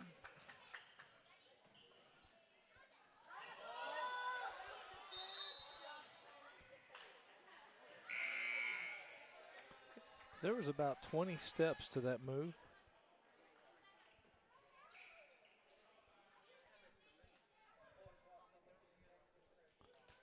So we're going to have a timeout. Timeout, Little Axe. So there wasn't a foul called. No, I guess it was just. I think there was a travel. Oh, it was a travel call? I think it was a travel call, and that's what Edgar was having a discussion with the official. Gotcha. Okay. So, Chad, we got 2:35 to go in the game. 61-41, fourth period. Do you have a thought yet? Do you have a solidified player of the game? I don't. I'd probably have to go. Spencer's been key tonight. Spencer's had some good rebounds. He stayed out of foul trouble. I'd probably go Polecat. So I'm going to go with you here. I will say I think Wyatt has had a good moments. Had a couple. He's missed some shots too that he should have made. Missed some free throws. A lot of free throws. Did make his last two. I've been told I need to apologize to him. I'm not going to do that. No, I'm with you. I think he would say if he were up here, I think he would have said the same things about himself. So We have a foul on the floor. Going to be on Gaddis. On Gaddis, his third foul. But I think Wyatt would have said the same things. Not his best game, not his worst game by any means. I think he's had some flashes of really good moments. But I'm with you. I'm going to go with in agreement with you. Unanimous player of the game for the boys tonight, Spencer Clinton. Little Axe kind of dribbling around. Delora's going to attack, dishes the ball off. Pulls up from beyond the arc, off the back of the rim, rebounded by Moss.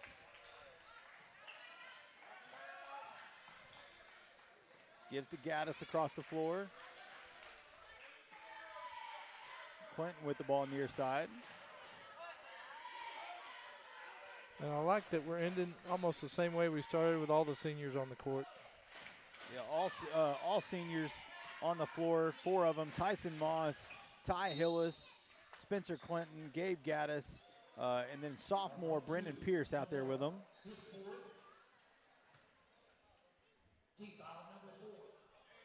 A lot of guys for Little Axe in foul trouble now. 2 or 3 of them with 4 fouls. A couple of guys already fouled out with 5. There we go. Ty Hillis with the big post play.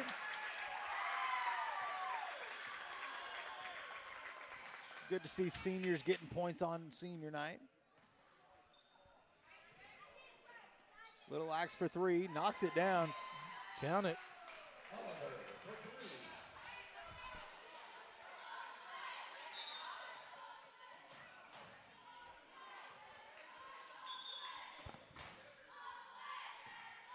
Going to call a foul on number 33, Sanders, his second foul.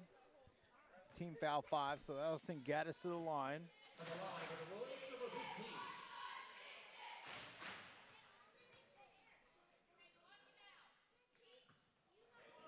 Misses the first one.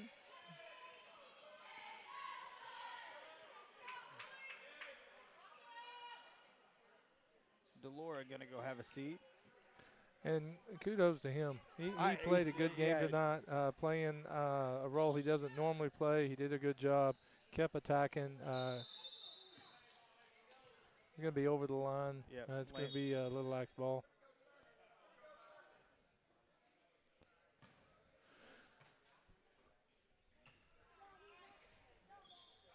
Minute 23 to go in the game. Here's what I want to bring to light is, yes, we talked about that Little Axe was missing a player tonight. Yep. And I am not going to discredit any player, but at the same time, I don't think one player is a 50-point swing. No. As you know, they beat us by 29 at third place a few weeks ago. Yep. We are now up 19 here. I just don't see a player being that big of a swing. So I think it could be a portion of it, but I think the Wolves more on track with their normal game tonight. Oh, for sure. And then I do think that, not having their ball handler could be a little bit of it as well. But Davis getting their little bit of a payback in this one from that previous game.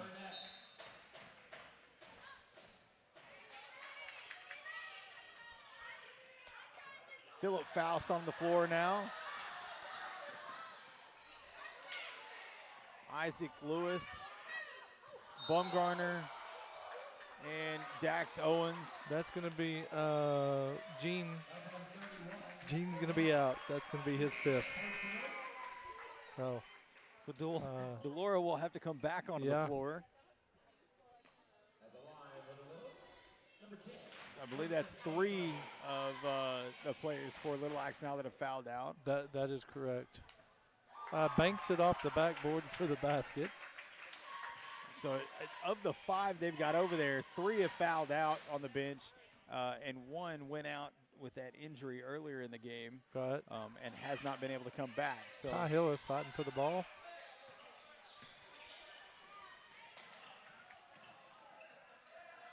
Quick hand by Dax Owens. Knocks the ball out of Edgar's hand. Oh.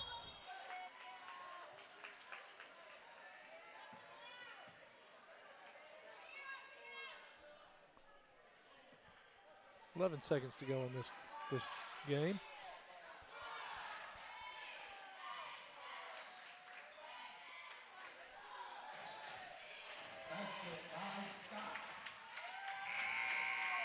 And as that will hit the buzzer for the fourth period, the game will end Davis Wolves 66, Little Axe Indians 48. Yep. Again, Davis kind of getting the revenge from that previous game back in December and avenging one of those losses. Yep. Couple of more road games, and then we get districts right here next Friday night. If you're not, I don't care if you're planning on staying home and enjoying the game or broadcast. Don't. Come to the gym, pack the gym. I want to see this seat, standing room only in here for the Wolves to host the district basketball tournament. Absolutely, absolutely. It's exciting. It's going to be exciting. And I really think our Wolves have a chance of winning that game. Yeah, absolutely. And then going on into area, like I said, I'm very enthusiastic about our chances to make a run. And, man, hopefully we're seeing this team launch themselves into the state tournament. So that'd be great. We'll get ready to start that next Friday night. We'll see y'all then. Until then, you guys travel to Tishomingo and travel to Dibble on Monday. We'll see y'all then. See ya.